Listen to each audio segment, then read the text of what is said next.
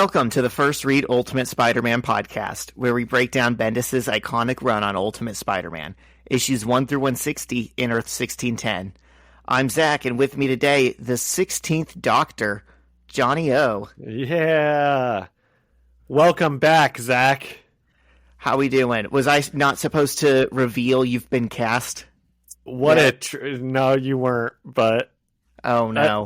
That'll be a little secret for the webheads, you know. They'll know before everybody else does.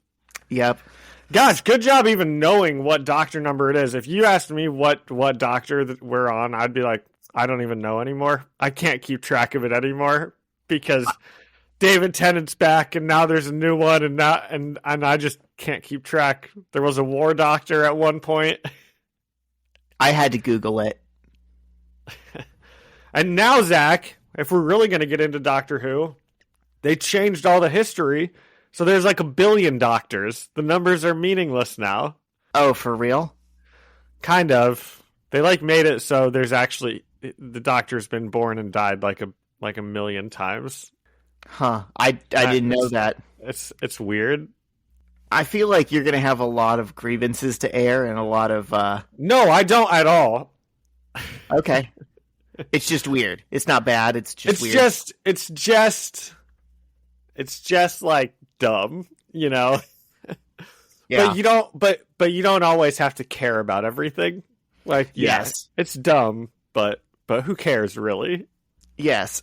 I think Doctor Who is a lot like Marvel Comics in the sense that when something has like a 60-year history as a franchise, sometimes there's going to be really dumb stuff that the fans hate. Yeah. And sometimes there's going to be stuff that they intended for it to matter and it just doesn't.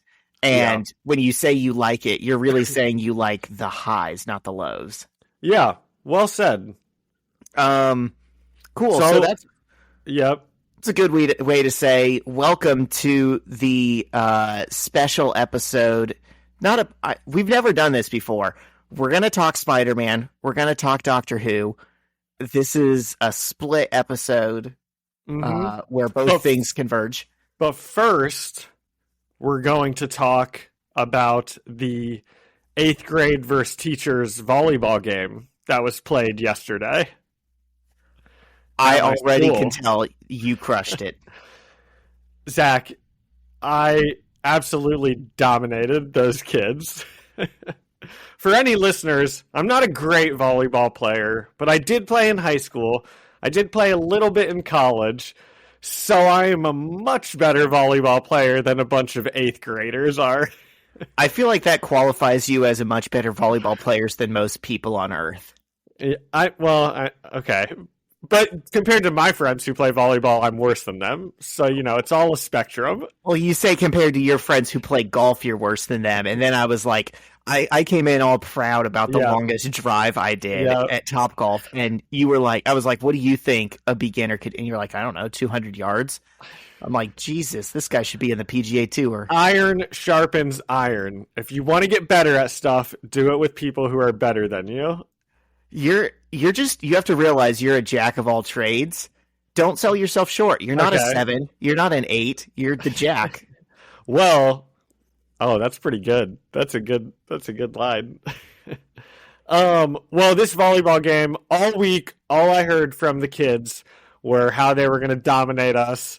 And, you know, it just didn't go down like that for them at all. The final score... Basically, we played in like 9 5-minute rotations because there's a bunch of kids and a bunch of teachers, and volleyball's just 6-on-6. So we played in a bunch of 5-minute rotations, and we won 102-60 by the end of the 9 rotations. And the rotations that I was in, it wasn't even that close. I mean, it was just a total beatdown. When I say a dominant performance, I mean a dominant performance. I was jump serving, Zach. I got an awesome block on this one kid who just pisses me off to no end. He is the cockiest kid ever. I wanted so badly to just get a good block on him. Got a good block on him. It was awesome. Let's The go. whole school's watching. Oh my gosh, it was great. Can't wait for next year. Did you get to trash talk any of the kids you coached? 100. Oh, the kids I coached are in 7th grade this year, so they were watching, but you know that they were watching being like, holy shit, Mr. Opat is a better volleyball player than I thought he was when he was our coach. Like, because that's what all the 8th graders after the game, that's what they were all saying also. They were like, oh my gosh, you're like really good. And I was like, I told you guys all week I was going to destroy you. Like, what did you think? Let's go. There's like a specific genre of humor, which is adults not taking it easy on kids and just dominating them, that gets me every time. It doesn't matter the context. It doesn't matter how many times I've seen it. That cracks me up. Like the meme of like a little kid next to like a black belt jujitsu master, and it says never underestimate your opponent, and he just like sweeps the kid's legs and knocks him on the ground. That kills me. The end of Step Brothers, when they show up in a helicopter and just beat the shit out of a bunch of elementary schoolers, that kills me. Shiloh loves to remember a time our freshman year of college. We had just met, we had just started dating, and our college put on like a little carnival at the end of the year. And they had like an inflatable thing where you stand on your platform and someone else stands on their other platform, and you have like the giant Q-tips, and you're trying to beat each other off of the platform. You know the competition I'm talking about? Oh yeah. Somehow little kids were there. I don't know if they just lived in Terre Haute and people brought them, or if it was like a professor's kid or something. But this is like meant for the children. You know, there's other stuff for college kids, but I don't care. And I get up there and I'm up against a kid that can barely hold his little Q-tip thing. And he's like trying like to, you know, get it up, like someone trying to lift a bar up at the gym. Gosh. And as soon as they're like, all right, start, I knocked the piss out of him. Hey, that's how he gets better. Yeah. You got to learn. No participation trophies here. One thing the math teacher says to these kids, she's so awesome, but because she's also very competitive, and I'm in the room with her a lot helping out. And these kids, the 8th graders, right? They always were talking all week. I told you, and the math teacher and I, we are both like, this is not going to go down the way you guys think it is, because she played back in the day also. And one thing she always says is, she goes, there are winners and losers in life, okay? And you were a loser, so you don't get a... Because she'll, like, do these things that are, like, you know, reviews for the tests where the top 3 people get a piece of candy or a candy bar or something. And the person who comes in 4th is always like, oh, can I get one? And she's like, no, there's winners and losers. You lost. Do better. That's hilarious. I don't know why putting kids in their place is just so satisfying. That says so much about me, and probably not good things. No way, Zach. I promise. Every teacher feels that, and every parent probably also feels that, because kids can get annoying. But it was fun. It was fun also at the end, because all of them are, you know, like, oh my gosh, that was awesome. You know, yeah, the whole school knows you're the man now. Exactly. Got a new level of respect from these 8th graders. Yeah. I think it's time you can tell them you co-host a Spider-Man podcast and lose a little bit of that cool factor. Maybe next year. Maybe not this 8th grade class. I'll let these guys get out, and then I'll maybe share for the next year.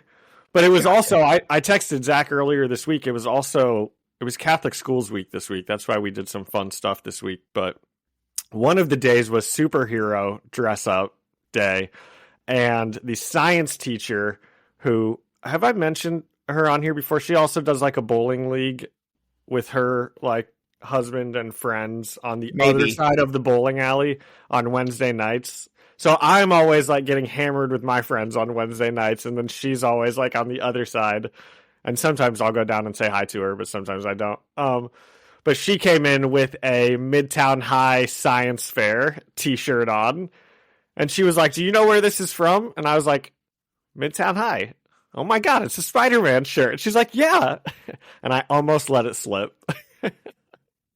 I told John it's ironic that he is trying to keep his secret identity from his school. Yep.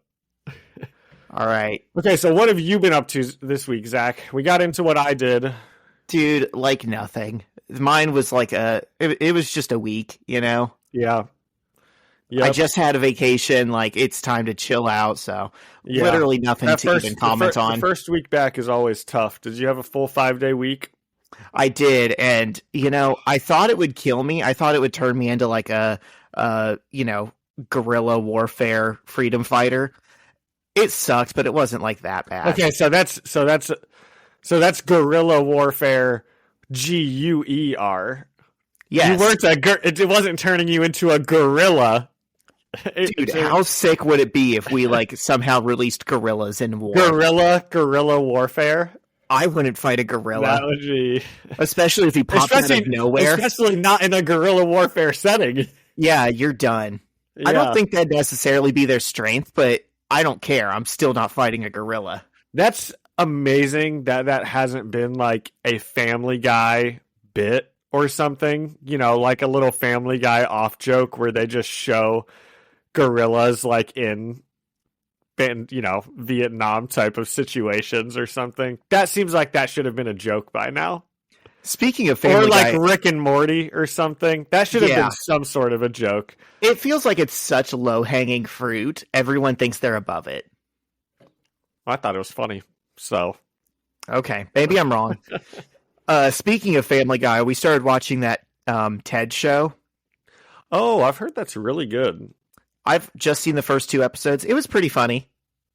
Yeah, that's what I heard. Yeah. Seth MacFarlane trivia you might already know. Okay. He was supposed to be on one of the planes on 9/11. I didn't know that at all. Yeah. Oh my gosh. He like actually missed his flight. So every time they joke about it on like Family Guy or something, I'm like, this is kind of weird. Like, it's distasteful, but also he might be the only person who can make that joke, and it's like working through his own trauma about it. I don't know. Family Guy aired on January 31st, 1999. So think about how much like pop culture we wouldn't have if that had happened. I mean, there would technically still be Family Guy, maybe, but probably not for more than a year. I don't know that it was that big of a show, when definitely it first started. Yeah. Wow, that's crazy. I've got a Seth MacFarlane fun fact, too, that I just heard about. Did you know he's, like, not involved with Family Guy anymore, and he hasn't been for, like, a long time? So, basically, all he does is... But he still voices, like, half the cast. So, he literally just gets the scripts and reads them or like records them, but he doesn't do any changes or anything because he's like, if I start doing that process, then I have to be all in on it. So I just get the scripts and record them, and I don't, he doesn't worry about any of the other stuff anymore because he's like, I can't be half in and half out. If I'm going to help write it, I have to write it, That's interesting. No, I did not know that. Yeah, I didn't either. I was like, "Oh my gosh, that's crazy." I think how could you let that happen to your show, or not let that happen? But that seems like that'd be very hard to do for like your show that you created, that you still voice all of the characters for, to just like completely just take separate. Yeah. Yeah, I feel like for the longest time, people hated Family Guy and they hated him and they were offended by all of it. And now it's like has a resurgence and it's like more popular in memes than The Simpsons are. And it feels like people are reappraising and like, wait a minute, is this show actually funny? I think we were lied to for years and we were told it's not funny. Yeah, I haven't seen it in a really long time. I mean, I see like little clips every now and then, but once every so often, I'll just need to fall asleep to like something dumb, and I'll put it on. I'll be like, "Oh yeah, that was kind of funny." Nice. I never watched it religiously or anything. Yeah, Sorry, webheads. I'm still coughing a little bit this week. I'm still getting over a sickness because Zach and I are both. One of us is just perennially sick all the time, it seems. Feeble Victorian children. Zach said before we hopped on that if he or anyone in his family was alive during any other time in history, they would have died as kids. They needed modern medicine to survive. Well, the ironic thing is I don't think I got sick that often as a kid, but as an adult, it's like once a month. Well, dude, it probably has to do with Shyla teaching, because I think that's why I get sick a lot. And, Shyla might not even get sick because her immune system is built up, but she can still carry all those illnesses home to you. No, she definitely gets sick. Is she always getting sick also? Always. What year teaching is she? Third or fourth, but she worked in schools before then. Yeah, that's what all the teachers tell me. They're always like, yeah, your first couple of years teaching, you'll just get sick all the time. It's like, okay, I hope it's not forever. Yeah, that's fun. And then society's still like, oh, we don't really need to pay those guys. No, we don't. No, they don't incur any risks. I make fine money. It's not like I have to sports bet to supplement my mortgage or anything. All right, Zach. Let's talk about Spider-Man. Let's do it. Let's go do over to it. the Better Business Bureau, who also helps pay my bills. Every business says they're better, but the ones that earn and display the BBB seal back it up. It instantly identifies businesses that are committed to operating with integrity, honoring promises, and telling the truth. Makes you wonder why every business doesn't have it. So look for it, because it's looking out for you. That's why it's the sign of a better business. And find a better business anytime at bbb.org. All right, and we're back. We're back, and we are in Spider-Man issue 90, the last issue of the Silver Sable arc. I know John's excited about that. Yes, I am, because we just saw the Vulture, and he's a pretty cool dude. Michael Keaton, Yeah. Morbius. He was in that movie that we all saw and loved. That we remembered was even a movie until John just said Matt Smith it. was in that one, and he's a Doctor Who guy. Lots of Doctor Who connections today. You clearly remember more about Morbius than I do. I've never seen the movie, Zach. Neither have I, and I had forgotten about it. Yeah. All right, so issue 90, I feel like I need to mention, so we've gone 90 issues now with Bendis and Bagley. That is an insanely long time for an artist-writer duo. Just something to keep in the back of your mind. The world record for longest continual run. I was just about to ask if you happen to knew what the longest was. Yep, so Stan Lee and Jack Kirby did 103 issues of the Fantastic Four. Bendis and Bagley are now at 90 issues of Ultimate Spider-Man. So that's something to keep in mind. Wow. So does that count? What about the team-up issues? Bagley didn't do those, did he? They had different artists all the time, just right? Issues that say Ultimate Spider-Man and have, the regular Oh my gosh, numbering. Okay, well, that's something to watch over these next 13 issues. Yep, and I think around this time, it's something that people started mentioning to them and that they were watching, too. Well, then surely they broke the streak if they knew about it. I guess we'll see. I guess 13 issues is still another year in comic book terms. Right. You can't bang them all out in 2 weeks or anything. Yeah. But they've done a lot of the heavy lifting already. Yeah. All right. So this one is written by Bendis, penciled by Bagley, inked by John Dell, colored by Justin Ponzer, and lettered by Corey Petit. And we open on Spider-Man swinging off the Roxxon building roof, chasing Vulture. And Peter is yelling at Vulture, saying he can't just bomb a place and then run off. He has to at least stick around for the superhero showdown.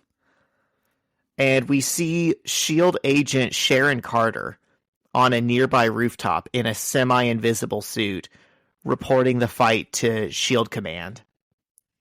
and Nick Fury is watching a live video recording from the Triskelion, and Tony Stark, who's standing next to him, says he'll suit up and go over there. And Fury stops him and says, no, let's let this play out for a minute. This is kind of fun. We get some Nick Fury and Tony Stark action in here.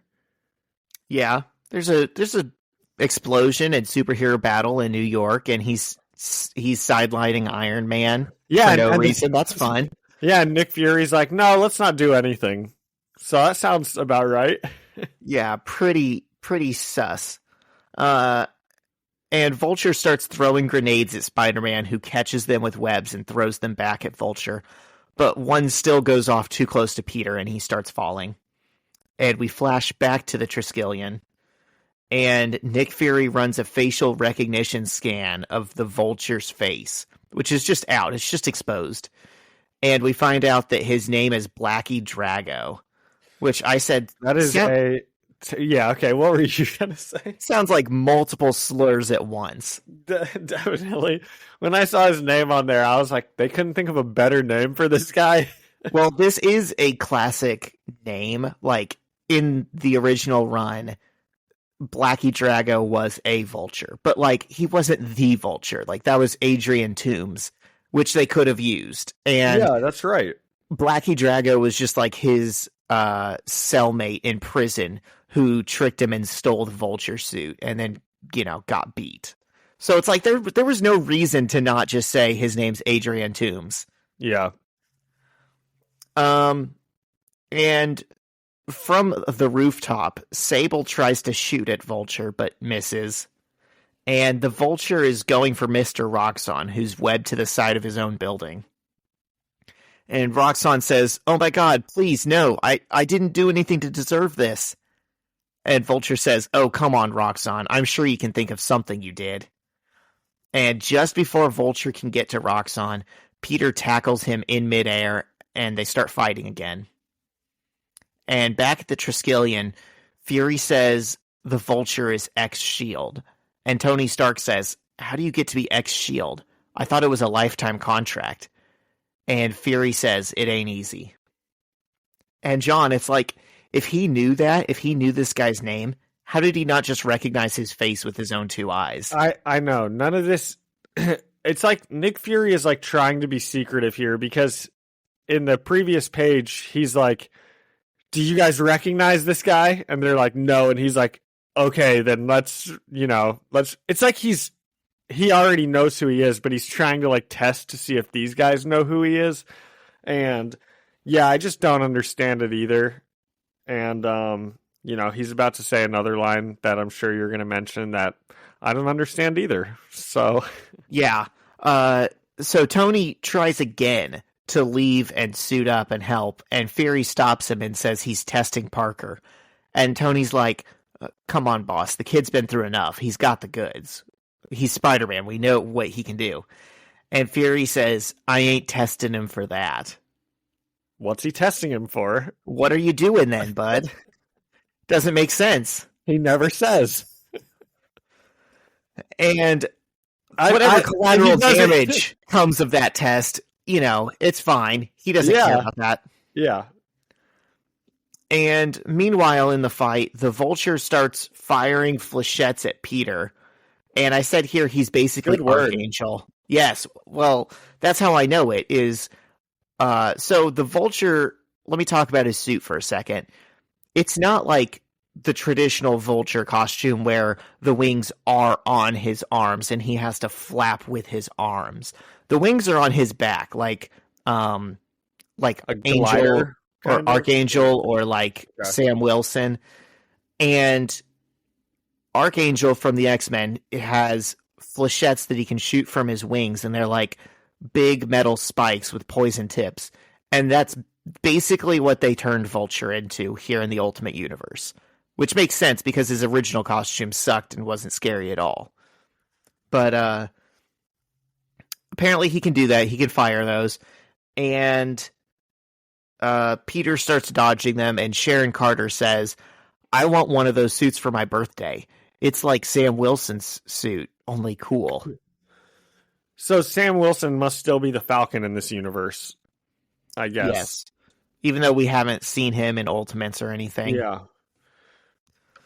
And Fairy says, keep an eye on... And, just something a little interesting, but Black Widow, is that who that is? Or you said it's Sharon Carter. Sharon Carter. She's, like, invisible in all of her scenes, Yes. Which we have established before that S.H.I.E.L.D. has, like, invisibility cloaking technology. Just mentioning it. Remember in the Ultimates when Nick Fury walked up behind the Nazi alien and shot him and he was invisible? Yeah. I do like that that's, coming back again. Yeah. And Fury says, keep an eye on Silver Sable. And Tony asks, who's Silver Sable? And Fury says, it's a whole thing. Which, there's a couple times in this issue it feels like they're just acknowledging, yeah, we fumbled this story. It doesn't make any sense. That's what I thought also. That's what I thought also. When Nick Fury said that, I was like, that's how I would describe it also. How is it a whole thing? Who is Silver Sable? It was just a thing, She's nobody. She's the assassin lady with silver hair. That's all you have to say. Does she have anything more than that?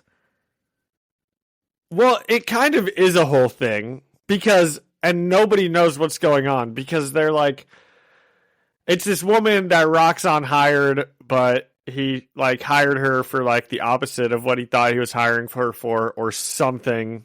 And then I don't even know what she was after. And I don't know what Roxxon's after. And it's just a whole thing. Just don't even worry about it, man. Right. But Tony Stark doesn't need to know that in that moment. They can just say, the girl with the silver hair and the gun. Keep an eye on her. Yeah. Okay. Yeah. So that line feels like a joke at how badly this whole thing's gone. And Roxxon gets a call on his cell phone.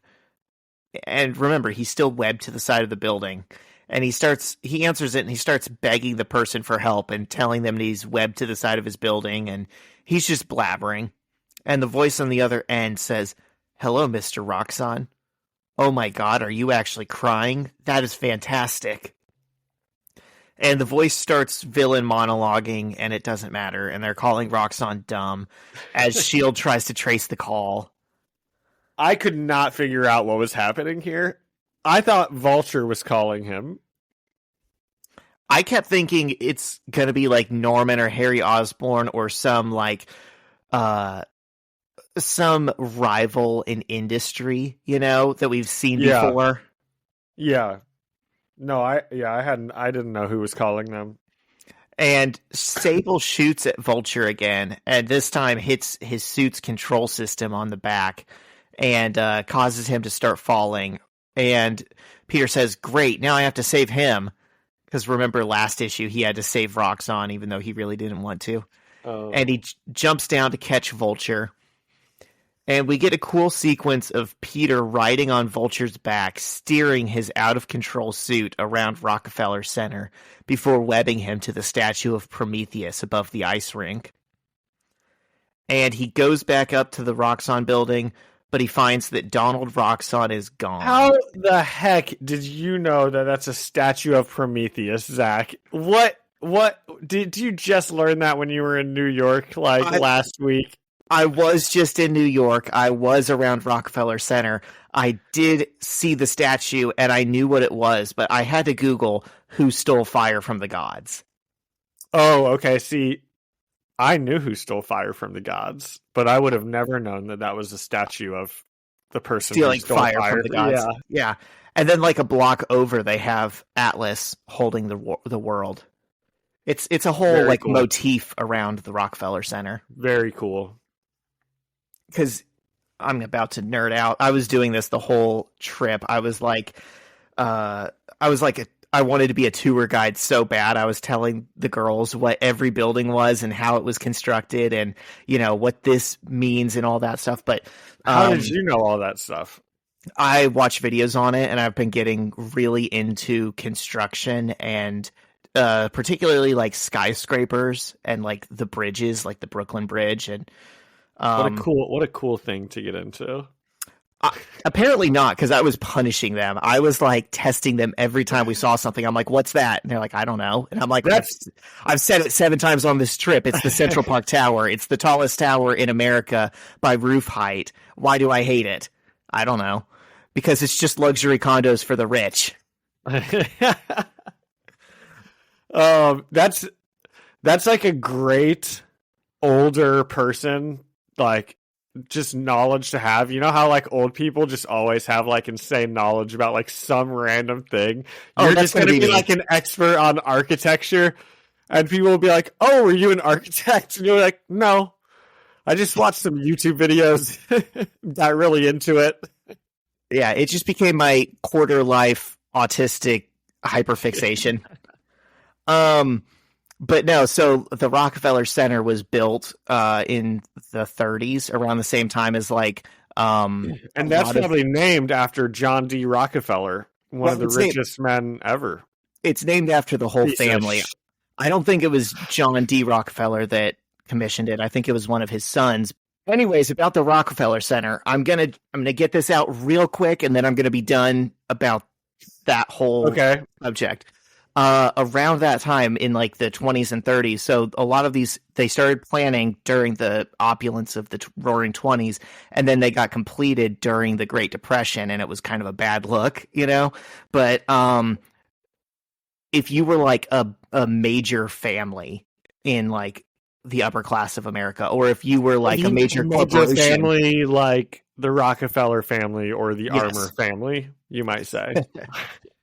Yeah, one of those.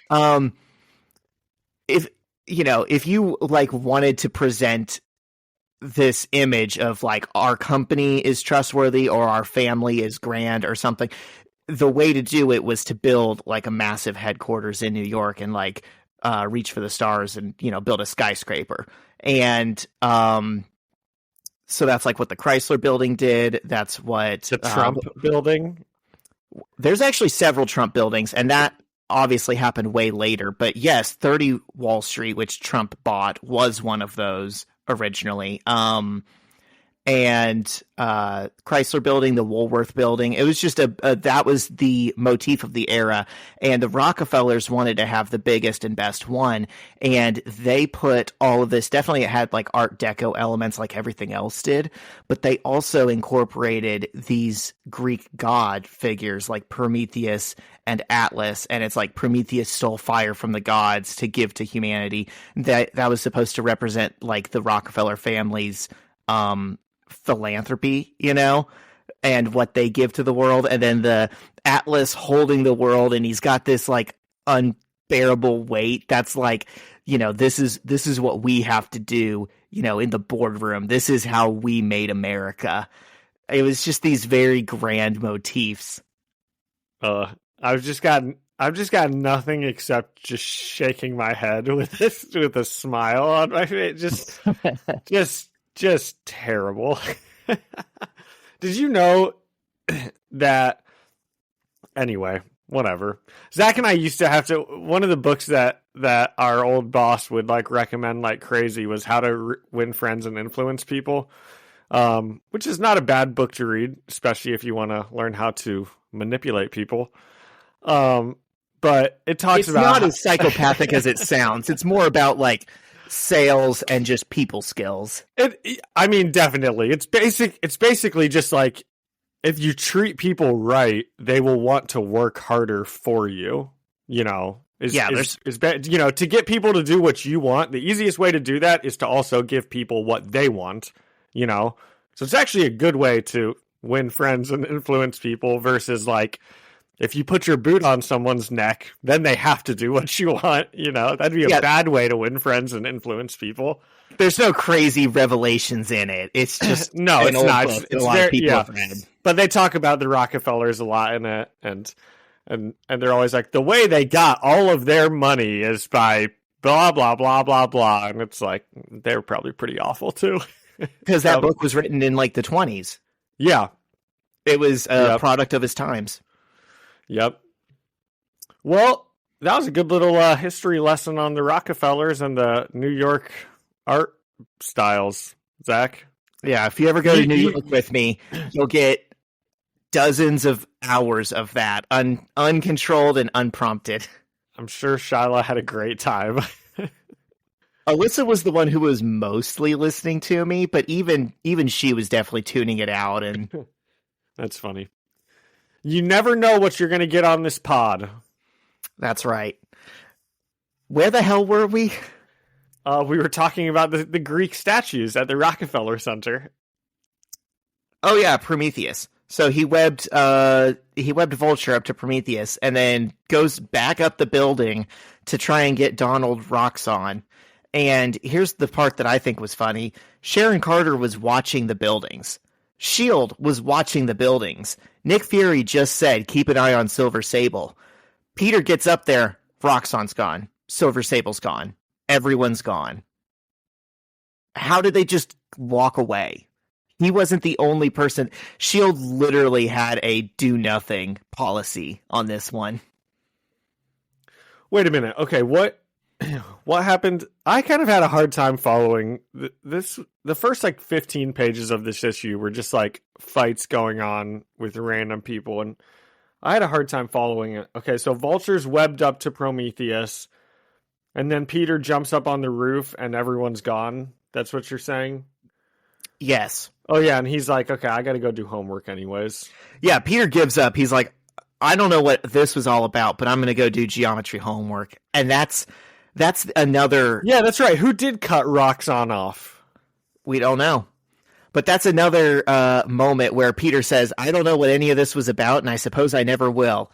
And it's like Bendis is telling you, hey guys, this one wasn't my best work. Just don't worry about it.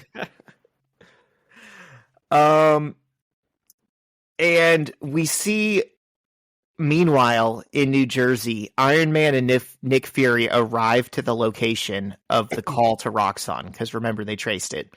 And they blow a hole in the wall, and they find a creepy scientist building weapons and a superhero suit.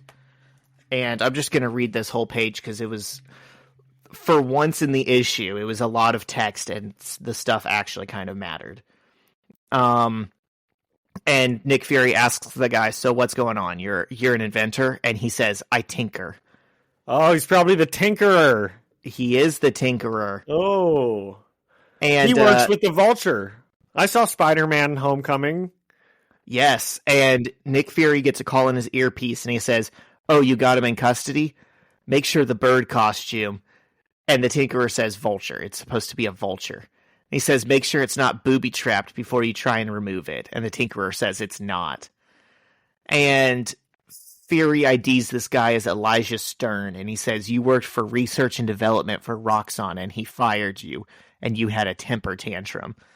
And, John, this just feels so much like really late, like uncharacteristically shoddy and lazy writing by Bendis, because it's like the final pages of this entire story arc, and he's introducing the villain that we've not met yet and telling us his entire deal through conversation that would not happen organically. Yeah. And also, he's like all the MCU villains who are like, Tony Stark fired me, and now I'm going to kill people over it. Yeah, this whole... everything with the Vulture seemed like such a late addition to this storyline that could have just been its own storyline. Or if this, I don't know, maybe this would be a better storyline if it was the next issue and it was about how he got fired from Stark Industries and that's why he's doing this. And instead of randomly throwing it all in with the Roxxon stuff that we don't really care about anyways. Well, if they had known all along, oh, this arc is going to be about they're looking for whoever's attacking Roxxon, and it's going to lead back to the Tinkerer, why not plant those seeds in the other 4 issues we've read about this? Why not have mysterious guy call and threaten, or someone say, "Oh, the Tinkerer's not going to like this." They could have done that so easily. Or even just make it a little more a little more. I don't know. You knew that someone was attacking Roxxon. This whole time when Roxxon's been Spider-Man keeps saving me from attacks. I have been thinking it's just dumb luck, man. Like, you're looking for stuff where it's not there. But now apparently someone was actually attacking Roxxon, like on purpose, multiple times. But that isn't like clear enough, I don't think. Yeah, we should have had little hints of the Tinker like doing stuff in all 5 of these issues. Or even before then, whenever Peter was fighting the people who he saved Roxxon from. Dude, I remember like so little of the details about all of this. Who were the original people that made Roxxon want to kidnap Spider-Man? Like, who did Spider-Man first stop that even set this storyline in motion? It wasn't Omega Red, right? Because Omega Red, that was during the actual storyline. So this was set up a while ago.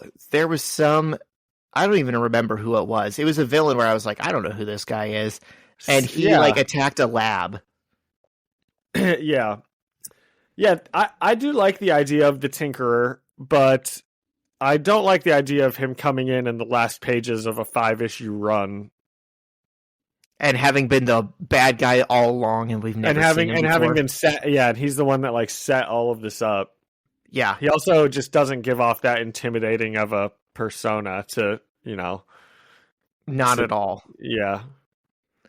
And Fury cuts the Tinkerer a deal. He kind of Operation Paperclips him. He says he can agree to therapy and build for S.H.I.E.L.D., or Fury can shoot him right there and take all of his stuff anyways. And the Tinkerer's like, I like the first offer. And Fury points at something ominously shadowed, and he says, what's that one? And the Tinkerer says, oh, I call it the Slayer. And Fury says, what does it slay? And the Tinkerer says, what do you got? And the way they're all drawn, we kind of get this like nefarious sense from Nick Fury, like more so than we've gotten before. Like he's always been the guy that's illegally wiretapping everyone, but now he just looks evil. He does. Okay, I was going to ask you, what do we think of Nick Fury on this last page? He's doing some threatening, which is fine. He's, basically forcing the supervillains to work for them, which is maybe not as fine, and his face definitely looks evil. And I don't like the look of this Slayer thing either. Yeah. God forbid it's some kind of spider slayer. That's a thing. I've heard that before. That's what they're setting up. That's the implication where he's like, well, what does it slay? And he's like, whatever you need it to, boss. Why would he need it to slay Spider-Man? Because it's called a spider slayer. The thing itself begets its own cause. Fair enough. Yeah.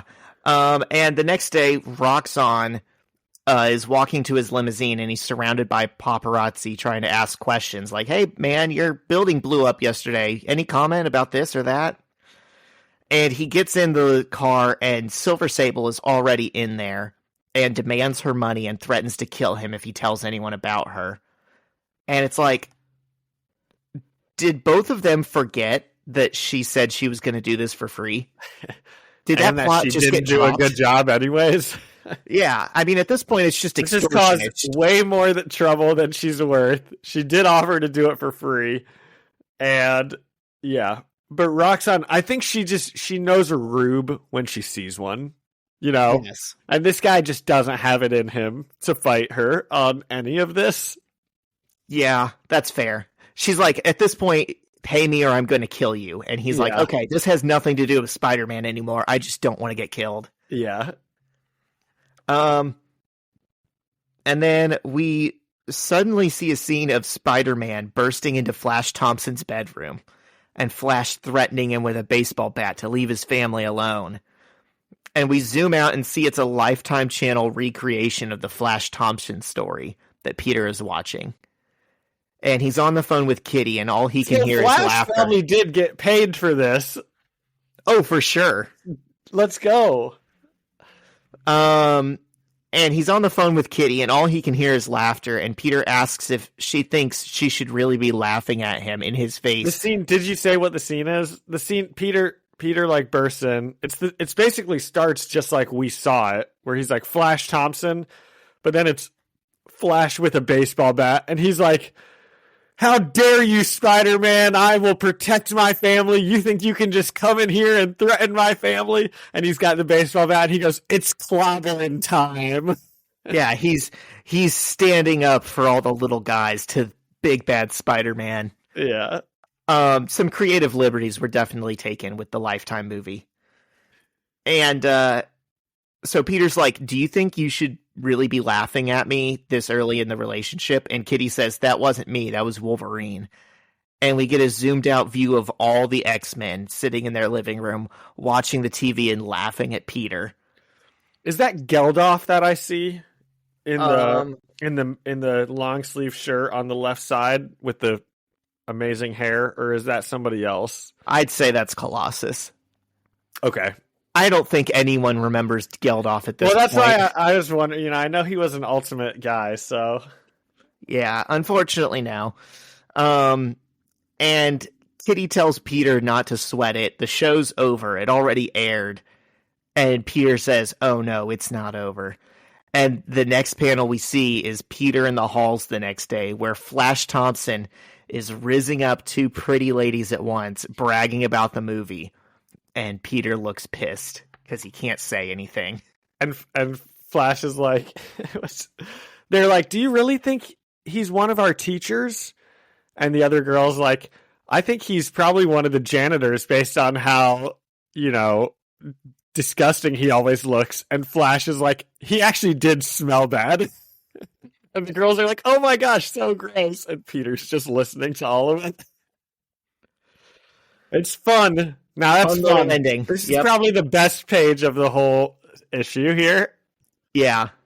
Okay. Out of 10 inventions from the Tinkerer, what do you give this one? I will give this one a 7 out of 10. Tinkerer's invention. Yeah. Yeah. I didn't think it was like, I thought it was better than most of the other ones in this run. I did kind of like, Nick Fury and Iron Man showing up and talking to the Tinkerer, and this stuff at the end was good fun, and we didn't really get that much Silver Sable or Roxxon stuff in it, so that's good because I'm tired of them. So, not great, not as bad as last week's, which was still only like a 6 out of 10. So I'll give it a 7 out of 10. Yeah, I'm going to give it a 6.5. It feels like a very rushed conclusion to a story that they realized just wasn't working. And I kind of want to praise them for the little self-depreciating lines here and there about, "I don't even know what's going on. None of this makes sense to me." But that in and of itself doesn't actually save the story arc. It just shows that they were aware of how bad it had gotten. Yeah, it's interesting that, we can read these and be like, this isn't their best work. And then I wouldn't think this, but the way you're talking is like, by the end of this series, even they know it's not working, which I guess it has been, 4 months since the first part. So, but I guess I would just assume that the whole thing is written in advance and then it is separated into 5 parts, not the first part is written, then the second part is done, then the third part is done, I don't think they have the time to write out 5 issues and sit on them. They kind of draft up where they think things are going to go, but it really is, you make one issue and you're on a deadline and then you start on the next one. Yeah. So I think by the time they were writing the 5th issue, the reviews had already been in for probably the first 2 or 3. Okay.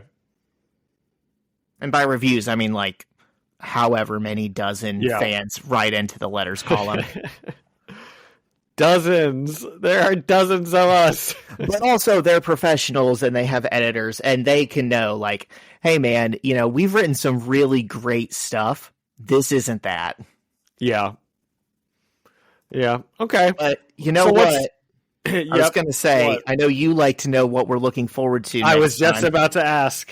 Next story arc, Deadpool. Oh my gosh, are you serious? And if you look at the cover, it looks like Peter has a mysterious female sidekick in a costume we've never seen. Oh, but she has brown hair.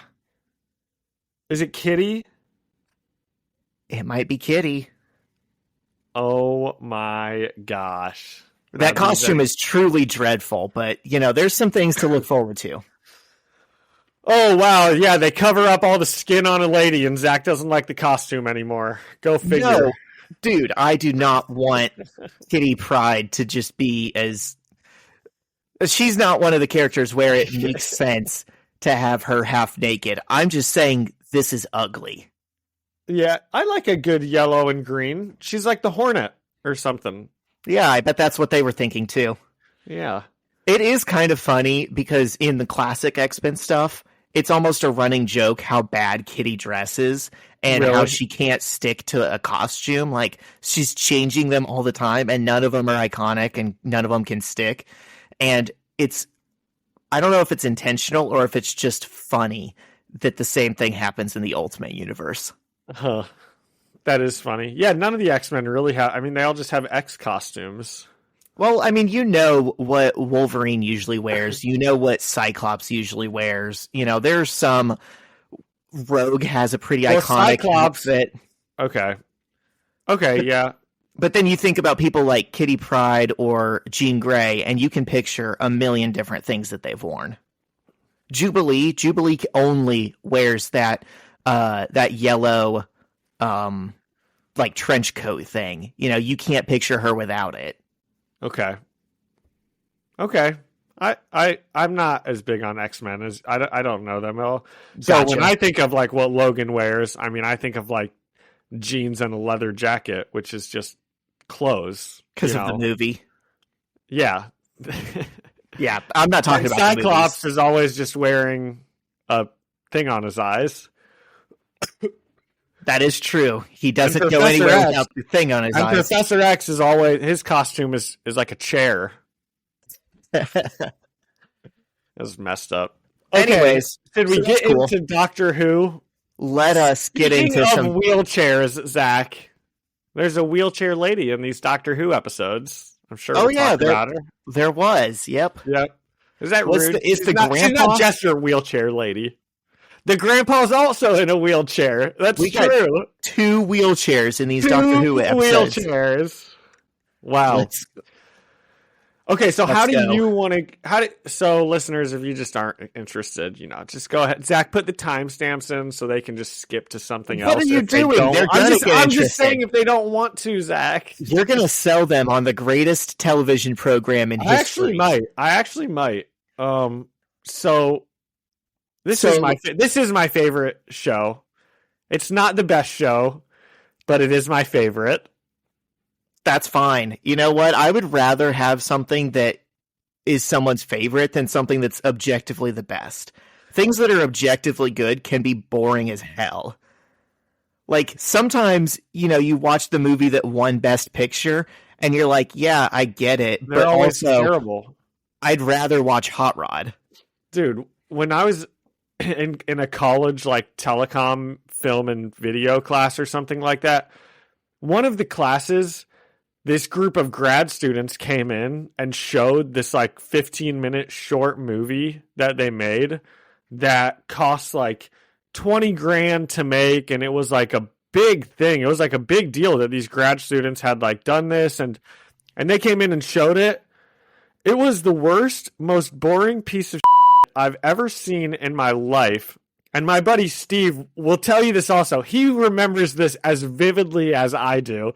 Sitting in there watching, and it was about this like guy who like his violin broke or something and it belonged to his dad, so he's like sad and he had to get it fixed and blah blah blah blah blah. He was like a violin maker. I don't even know. It was so boring and so slow paced and like artsy fartsy, and oh my gosh, that's all Steve and I were talking about, because the professor is like, Can you believe they've done this? It's a masterpiece. They're submitting it to. It cost 20 grand, and we're like, Yeah, but it was the most boring thing I've ever seen in my life. What? I'm just imagining the breakdown of that budget. Like, okay, 20 grand. Nice. 1K for the cameras, 1K for a nice violin, 5K for our actors. We're blowing the rest at a strip club. Probably what happened. Okay, so how do you want to start with this Doctor Who review? Should we just get into special one? Yeah, let's do that. Let's talk about the specials and then move back and talk about, more broadly where the franchise has been. Okay, so special one, available now on Disney Plus. It's on Disney Plus. Yep, and maybe I'll just do a quick review of it. Yes. The Doctor and Donna. The Doctor's got his old face back. He's David Tennant again. And gosh, actually one of my least favorite parts of this special was just how it began. I don't know if you remember it, but it begins on this terrible green screen of David Tennant talking about what happened in the past. And Catherine Tate, who's Donna Noble, is also talking about what happened in the past. And he's just plastered over this picture of the universe, talking about it. And he's like, my best friend, Donna Noble. If she ever remember, anyway, right away, I was like, uh-oh, we might be in trouble here. I don't think I hated it as much as you because I hadn't watched that original stuff. So I didn't necessarily know the whole backstory. I just knew, oh, this is his companion. That's his buddy who followed him around on adventures. And for some reason, she doesn't remember him. Yeah. I don't really like it when, the Doctor shouldn't know he's, narrating events to people who are listening, I would have rather they just showed clips of old episodes that gave us that story. Anyway, no big deal. I can see it. No big deal. It feels almost like they marketed this special not for the Johns of the world, but for the Zacks of the world, who are like, what's Doctor Who? I guess I'll check it out, and go in knowing nothing. I think you're probably right. And they did it, and I think that they did a good job. But, so David Tennant's back, Catherine Tate's back. They meet by random happenstance. It's really fun. And then they find an alien named the Meep, and it turns out the Meep is evil. Well, before that, the Meep does a lot of cute stuff, and they're protecting the Meep, and you're supposed to like the Meep and think it's this cute little guy, and I just kept thinking, me and my friends would have killed that thing with a hammer. We would have seen his little bug eyes and his raccoon hands, and he would have been like, the Meep comes in pink, and we would have already been stomping his brains out. That's true. So the Meep, the fun, cute Meep, that's all practical. That's a practical effect that they built. Like a puppet. So how were you when the Meep turned evil? What were you thinking? Were you expecting it? Were you not expecting it? Because there's this cute Meep, but then they find out that it's the Meep that's the monster the whole time, not the aliens that are hunting it. They're like the space cops. That doesn't make him sound better. No, it doesn't. yeah. I mean, these guys, big guys with guns and riot shield masks and stuff, they show up and you think, oh, these look like bad guys, and they're firing their space lasers and trying to get the Meep, and it seems so obviously black and white that I could tell something was up. I was like, this is not going to be how it actually is. Yeah. And then the Doctor does a fun little he puts on a wig like he's holding court in England, and that's a good bit that maybe he's there's a thing called the Shadow Proclamation that's kind of like the space laws, kind of. So that's why he's like, oh, I'm calling this court in the shadow proclamation, blah, blah, blah, blah, blah. Anyway, I thought that was a good, fun bit. And they find out the Meep is evil, and then they've got to stop the Meep. And they eventually do. And Zach, I just made lists of like things that happened in it that were worth touching on. So have we done a good enough review that now we can just bounce around and talk about stuff? Yeah. I know you wanted to talk about Donna's daughter. Okay, well... Or if you had something you wanted to hit on first. I've got like a million things I want to hit on first. Let's do it. I'm just going to go down my list of things. Okay. Some of them are good. Some of them are bad. I said... I'm getting a little bit tired of David Tennant saying, what? And we're only 3 minutes into the episode. It's probably not something that annoyed you, Zach, but that's like his catchphrase. He's always like, what? What? What? He always says it 3 times. And he did it twice in the first like 3 minutes. And I'm like, oh my God, we get it. We've all seen David Tennant. We know he says what a bunch of times, you know. I feel like every time I encounter something that's like Doctor Who-y, I find out about some new like hallmark of the genre of the thing, you know? Like I didn't know that was his thing. I thought Alonzi or that's one of his things also.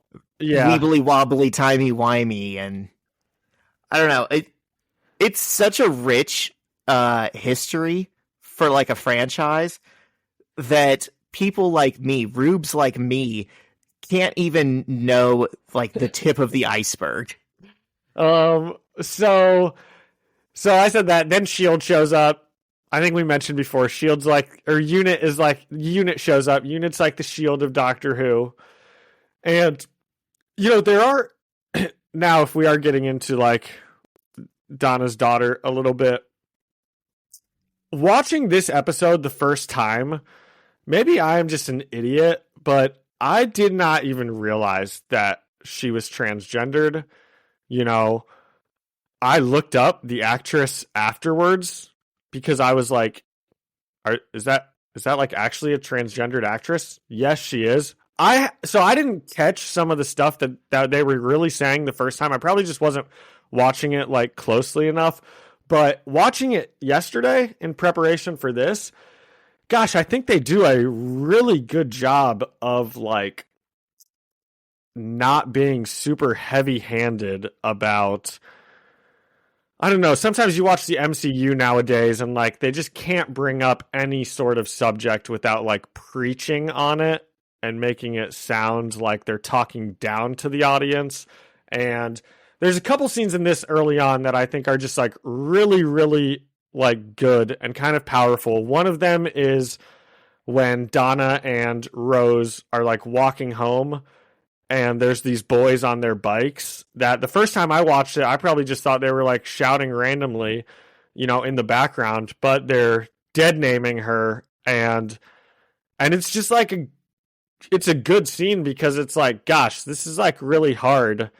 And, you know, you do get some good, like, character development of Donna also just, like, kind of standing up for her daughter and just being... She's got a really good line where she's like, if anything ever happens, I will descend upon them. Like, you know, she, like... And I just love that when Donna says she will descend. And then there's another scene in there where Donna is talking to her mom about Rose. And the mom is like, I just get so confused sometimes. Like, I said she looks beautiful. I never said she looks beautiful back when she was, you know, and then she kind of like stops herself.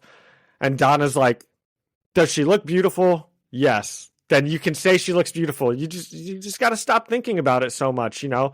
But that feels like a very real conversation that like people would be going through, especially like older people who don't really know, you know, it's probably hard to keep, you know, to just not misspeak or, you know, blah, blah, blah, things like that. Right. So I think there's a lot of good, like, stuff here, especially like for transgendered people without coming across as like heavy handed or preachy or anything like that.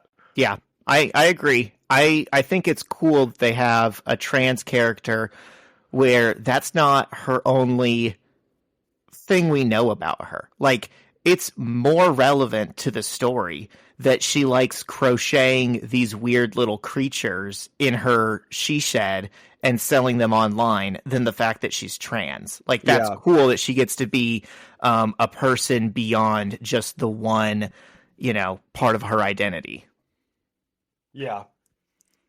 Okay, so let's see. What do I have next here? Oh my gosh, the scene where Rose finds the meep and then she like brings it back to the shed, and Donna comes into the shed and she like finds the meep in there, and Donna is screaming about like there's a Martian in the backyard, and Donna's mom is like screaming about how it's not real because she doesn't want her to remember the Martians, and the doctor's like pounding on the door to try to get in, and everyone's just yelling about all this stuff. It was so much fun. That's what I said. This is such good fun. This is like classic Doctor Who. And the mom slaps the doctor, which is always good when the doctor gets slapped by someone's mom. Yeah, it was a very chaotic scene, but like in a fun, campy way. Yep. And then they mention Wilf, who is doing great in a home that's being run by Kate Stewart and Unit, which was like perfect. Gave me a little smile. At one point, they say the doctor calls the meep a he, and Rose is like, "You're just gonna assume their pronouns?" And he's like, "You're right. What do you prefer to go by, meep?" And he's like, I prefer the definite article. I'm just the meep. And the doctor's like, "Oh, I get that. Perfect," because that's what the doctor goes by, So if anybody would understand that, it would be the doctor, who always just goes by the doctor. I didn't know that. I didn't pick up on that. So they wouldn't say, "Oh, he's in the other room." They'd say the doctor's in the other room. Yeah, kind of. I mean, they of course, sometimes they probably refer to the doctor using pronouns, but I don't think that's how the doctor probably would refer to himself. He wouldn't say he's a he or a she. He's just like, "I'm just the doctor." Gotcha. When they are all escaping the space cops at the beginning, and the doctor is doing stuff with his sonic screwdriver, and then he hands the sonic screwdriver to Donna, who just kind of takes it. She's like in the assistant companion role without even like knowing it. He just like hands it off to her, and she takes it. Amazing. Gosh, because she's like remembering Zach. Oh yeah, and they're like trying to stop her from remembering stuff, but it's coming anyway, right? Yes. I felt the tension there. I was like, okay, this is like a cool. I can get into like cosmic soap opera stuff like that comes up in X-Men a lot. This felt very much like a, like, oh, destiny has other plans than what we want, kind of thing. Yeah, and it just felt kind of inevitable. Yeah, and then the scene towards the end where they're all escaping. And Donna kind of like locks her family on the other side, and she's like, "I have to go help the doctor." Oh my gosh. When I say it brought tears to my eyes, I'm being serious, because everything does, but it's just I do just love these two characters so much. There is no better season of Doctor Who than Doctor Who season 4, where it is the Doctor and Donna. It might not have the best episodes or be my favorite Doctor, but those two together were the most fun Doctor Who ever was. Did they only have one season together? Yep. Huh. And now these specials. They had a Christmas special in between season 2 and 3. And then Donna was the full companion for season 4. And then she's now come back for these 3 specials. See, the way Doctor Who fans talk about these two, I thought for sure she was with him like most or all of his run, which I thought was several years. She's the best. This Doctor, David Tennant's Doctor, had 3 companions over the course of 3 seasons. He was with Rose for 1 season, then he was with Martha, then he was with Donna. Interesting. Yeah. And then, Zach, something about this final scene where they're stuck in the Wait a minute. So Yeah. Rose, isn't Donna's daughter's name Rose? Yeah, that's like where it came from. That's part of why like she picked that name Rose, is because she like remembers Rose. Interesting. So they knew each other, Um, or he just talked about her. they sort of ended up meeting, but it was they met like in one of her last episodes. It's like a big Avengers like reunion of all of the Doctor's companions from the past that kind of come together, and so they do sort of meet. But it's mostly like she knows of Rose from the Doctor mentioning how important Rose was to him and that he like lost her. Gotcha. Okay. And then in this final scene, this is the one that I told you made me think of you, because they're just in the box and they're pressing a million buttons and saying a million different things. I was waiting for this to come up. Zach is going to love this. But you know what's really interesting about that scene that you probably didn't pick up on is that is very similar to how David Tennant's Doctor died and had to regenerate, as he was stuck in a little glass box, but not with Donna, but with her grandpa. And he ended up sacrificing himself to like save Wilf. So there were like a ton of parallels in that little moment. And I thought it was going to be I thought it would have been a good time for Donna to die. You know, you don't ever want to see your favorite characters die, but I was like, this is a good death right here. You know, she came back. She remembers everything. She's helping to save the day. It's super paralleled to when the Doctor died, you know, with Wilf. This is like a good episode right here. And then she ends up surviving, and it's kind of, you know, oh well. But do we want to... Okay, so for those who don't remember or haven't heard, I had told John my hang-up with Doctor Who was it felt like every single story or arc or episode gets resolved by him running around a room, pulling levers, pressing buttons, talking so fast you can't hear what he's saying, and the music starts swelling, and eventually he like presses one final button or pulls one final lever and says some cute catchphrase, and somehow the day is saved and you don't know what just happened. And he was like, that's not true. And then this first episode came out, and that's exactly how the climax goes. Exactly what happened. Okay, I do have a slight problem with this Winter Soldier programming for Donna that like gave her memory back, where he like said 15 words in a row and then all of a sudden she like remembered everything. I thought that was just, I thought that was so ridiculous, because I was like, just get on with it, man. And that's what Donna was saying also. She's like, just do it already. And he's like talking slowly, saying one word at a time. Gotta build the tension. And then I liked that Donna's daughter saved the day, that she kind of like got that Time Lord energy through birth. I thought that was a really good way to like split that between her and Donna, so it doesn't kill either one of them. And I liked her saving the day. It made me smile when they cut to her and she's like doing her stuff, and it's like, this is just like when they cut to Donna and Donna was doing her stuff when she got the meta-crisis energy back in the day. Was this the part where everyone's like, binary, binary, binary, and then she says, non-binary? Yeah. That was the heavy-handed part for me, because the heavy-handed stuff came at the end of this episode. I think they did all of it really good until kind of towards the end. She's not even non-binary. She's a trans woman. She's binary, just on the other end of what she was, assigned at birth.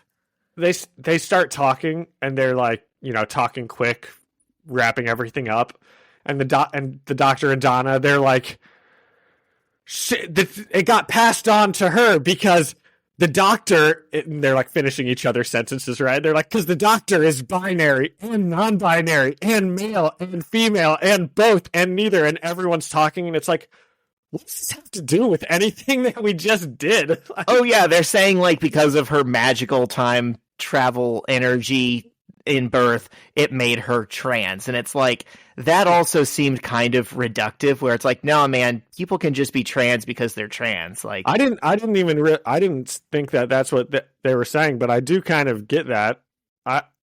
I guess I was more thinking of it as the Doctor can be any of those things, not she is trans because of this happened. But I guess that does make sense that maybe that's what they were saying. She became trans because she's got like the Doctor's energy and the Doctor is like non-binary or something. So that's how I took it. Yeah. There was a lot of, and then that stuff at the very end where they're like, well, how are you going to get rid of the Time Lord energy? And they're like, something a male presenting Time Lord would never understand. And I'm like, why? What? The Doctor, they're like, we'll just let it go.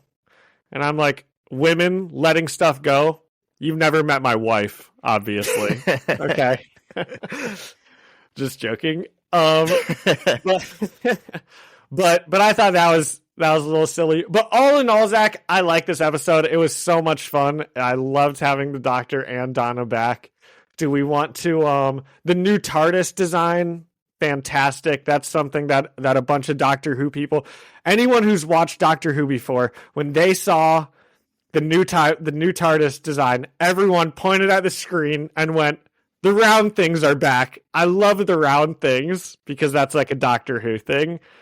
I didn't know that it changed every time. And to me, the Matt Smith TARDIS is what the inside looks like. And I was like, why is it different? And it's like, oh no, that's part of the fun. It changes. And I'm like, it always changes. And this time they brought the round things back, which is a classic look. So it was just great. I thought it was a lot of fun. You want to do a quick rating and move on to episode 2? I don't want this episode to go like 2.5 hours long. It can be longer than usual, though. Okay. I think I'm going to cut the Family Guy stuff at the beginning. Okay. To give us a little bit more, Good. Don't think of what it says on the counter as like what we're actually at. Just say what you got to say. Okay. So what's our rating for this? How about out of 10 meeps? Oh my God. Out of 10 meeps crushed by a hammer. Yeah. The meep turning evil, though, we didn't really even talk about that, but I liked it. I thought it was fun, It made me feel not as bad for wanting to about beating splatter him. Yeah. Yeah, I guess 7 beeps. Like, I don't know if this was a good or bad episode by Doctor Who standards. I didn't get everything, but I had fun watching it. It was the best episode in a while. I think all 3 of these, gosh, it makes me upset that Jodie Whittaker's era was so bad because obviously she was the first female Doctor and everyone hated her for that. But it doesn't help that the episodes were trash and the writing was trash and none of it was any good either. That doesn't help her cause. It's not her fault, but also these episodes probably had 3 times the budget her episodes did. Yeah, but that's not... There's a lot of CGI issues with these 3 episodes that I don't care about at all. When you're watching Doctor Who, you don't care. That's not what it's about, If you watch the early Doctor Who episodes from like 2005 to 2009 or something, I mean, they're all just campy, goofy CGI, it doesn't really matter. I do remember at the time it was coming out thinking the Matt Smith CGI, it was like hit or miss, but sometimes I thought it was pretty good. That's when they started, I think, trying to crank up the realism just a bit, is the Matt Smith era. Yeah. They toned down some of the camp. Okay, so we've got I'll give it a 7.5. Okay. So we're pretty close. Yep. Actually, I'll give it an 8. It was good fun. All right. Okay, Doctor Who Special 2, Wild Blue Yonder. Okay, so there's different types of Doctor Who episodes. I told you this. There's like the most famous one is A Base Under Siege. I think that's the most famous type of Doctor Who episodes. They go to some spaceship or some base. It's being attacked. They've got to save the day and get out. Another classic one is like Alien Invasion, right? That's what we just got with the Meep. That's a classic Doctor Who type. So you've got like Alien Invasion, Base Under Siege, or historical fiction. We go to a real thing that happened in history, and now we're going to see like, oh, the doctor was there doing it, right? We sort of get both in this episode because we start with him meeting Isaac Newton under the apple tree to start, And then we go into a base under siege. Were they? Oh yeah. That was one of the last things I saw during my time on Twitter was people complaining about Sir Isaac Newton being black in Doctor Who, as if that is among even the top 10 inaccuracies or, creative liberties they're taking. And I'm like, it doesn't matter, guys. I know. I just don't get why people get upset about certain things like that. Like, it just doesn't matter. It's like acting, Zach. They're actors. Like if it was a movie like Oppenheimer or Napoleon that's supposed to be, a serious depiction of something, sure, whatever. Make your little complaints, but it's Doctor Who, man. They're going to do what they want. Gosh, this is such a stupid question, but do we even know that Isaac Newton wasn't black or some sort? I don't know where he's from, but I don't know. He's British. And there's black people can be British too. There can, but I mean, he was like, there's paintings of him and he's was a noble person. And I think they would have denoted if he was black because it would have been either rare or not allowed. Well, whatever. It doesn't matter. It doesn't. Well, here's my bone to pick with that scene, and I hate it, and I'm going to talk about it. I don't like that they decided to call gravity Mavity, and I hate even more that for the next 2 issues, and probably for the rest of Doctor Who, we're going to have to deal with the word gravity being Mavity, because Isaac Newton heard them say it, and he didn't hear it properly, so now when he invents gravity, he calls it Mavity. And how did he possibly mishear that? It doesn't make any sense, because he didn't come up... Zach, there's such things as roots and stems in words, and that's how words are made. And he came up with the word gravity because of the root of the word grav already meant something. It means to weigh down. I looked this up months ago after this episode came out.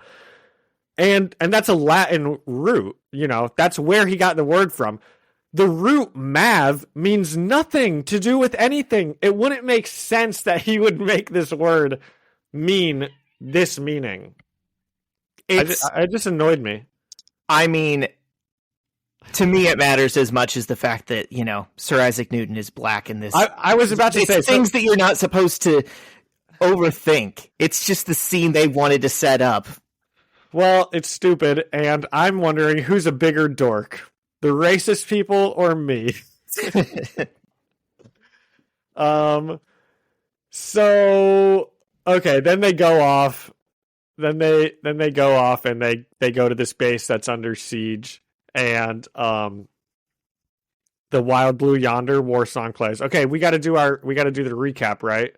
So they go to this base. And it turns out that there's something on the ship that made the TARDIS run away because of one of the things that's turned on the TARDIS, because it's a brand new TARDIS. So it spits them out and then leaves and they're stuck. So basically there's something on the TARDIS that if it's in trouble or it senses danger, it will leave. And the Doctor turns that off because of course he does, because otherwise they wouldn't get into any adventures. But when the TARDIS rebooted, it got turned back on. So they landed somewhere, there's danger there, and it ran away. So it couldn't fall into the wrong hands. So now they're stuck with no sonic screwdriver, no TARDIS. I kind of love seeing the Doctor have to do stuff without his Sonic and his TARDIS. It just makes for a good episode in general. So they're walking around, and there's just a lot of things going on at this ship that they can't quite understand. There's random words being said, and over there's no one around. There's no one around. There's just a robot that's kind of doing nothing in the middle of the corridor. And then these creatures appear and start They keep hearing banging, and they're like, "What's that banging?" Yep. There's just a lot of like Questions. breadcrumbs being dropped, and it's like Yes. I didn't really think some of them would have a payoff. I was like, "Oh, there's just weird stuff that won't be explained." And to its credit, they all matter. They do. Maybe let's just go through the notes instead. I don't know. Sorry. No, you can finish your recap and then we'll go through. Well, I don't know. This There's was like my so much favorite. Me too. Oh my gosh, me too. So there's so much. So maybe let's just go through the notes and we'll talk about stuff as we touch on them. Okay. So when Donna is like, there's something on the ship so bad the TARDIS ran away. Let's go kick its ass. Oh my gosh, I just love Donna Noble so much. And she storms out. Wilf, they're talking about the Wild Blue Yonder war song that the TARDIS played, like when it spit him out. And she's talking about Wilf. So that's an Air Force war song. And she's like, yeah, we used to have to sing that when we were kids in school. And Wilf would complain to the teacher. He's like, yeah, it sounds like a fun song, but it's a song about going to war. The kids shouldn't be singing that. And that's just perfect characterization for Wilf. Like, because that's how his character was. He was a soldier, but he took it as like a point of pride that he never fired his gun and, you know, he never killed anybody. And he's just like a very, like, that's like his type of personality, you know, that he's just kind of like a pacifist, but not really a pacifist, but you know, that stuff is important to him. So it's just really good characterization. And I liked hearing about it. And then let's see. They go into a room. They're trying to figure out what happened. They're following And we all the still, bread. at this point, haven't met this Wilf grandpa guy that meant so much to them. And I assumed, oh, he was important, you know, back in the day when these episodes were coming out, but the actor is dead. I thought there was a reason they weren't showing him to us. Well, he was important in the episodes back in the day. He even traveled with the Doctor in a couple episodes, and like without Donna, he's a great character. He's like probably a lot of people's favorite characters. Yeah, and the Doctor would say things like that too. He'd be like, "Greatest man I ever knew. I can't wait to see him again." Yeah, but I just thought for sure, like, oh, he hasn't showed up. This is them writing him out, but saying he's still around. Yeah. And so then the Doctor and Donna go into a room and they're trying to figure out, they find a computer, like a captain's chair. And the Doctor's like, if I can find their numbers on this computer screen, I can translate their language just using like their base numbers. And it takes him like 1 minute to translate their language. He's like, okay, 1, 2, that's 3, 4, 5, 6. Okay, got it. That's like, I just love it, Zach. I love it when like, that's how it should be. You've got this like genius alien Time Lord. That's how he should figure things out, you know, like that quickly almost. So it's just like good writing that we really haven't gotten in Doctor Who for like the past 4 years. Because normally it is always just like talking as fast as possible and you have no idea what the Doctor's saying and nobody does. And it's just like, then they solve the problem. But here you actually get to like see what's happening. You know, you see how they solve the problem. I feel like there's like maybe 2 or 3 different versions of science fiction as a genre. You know, there's like action-based science fiction, which is like most of your definitely newer like Star Wars movies or something, you know, where it's about the fight. And then I feel like there's like maybe the other kind of Doctor Who, like what we got in the last episode, where it's like campy science fiction, and that's probably less common.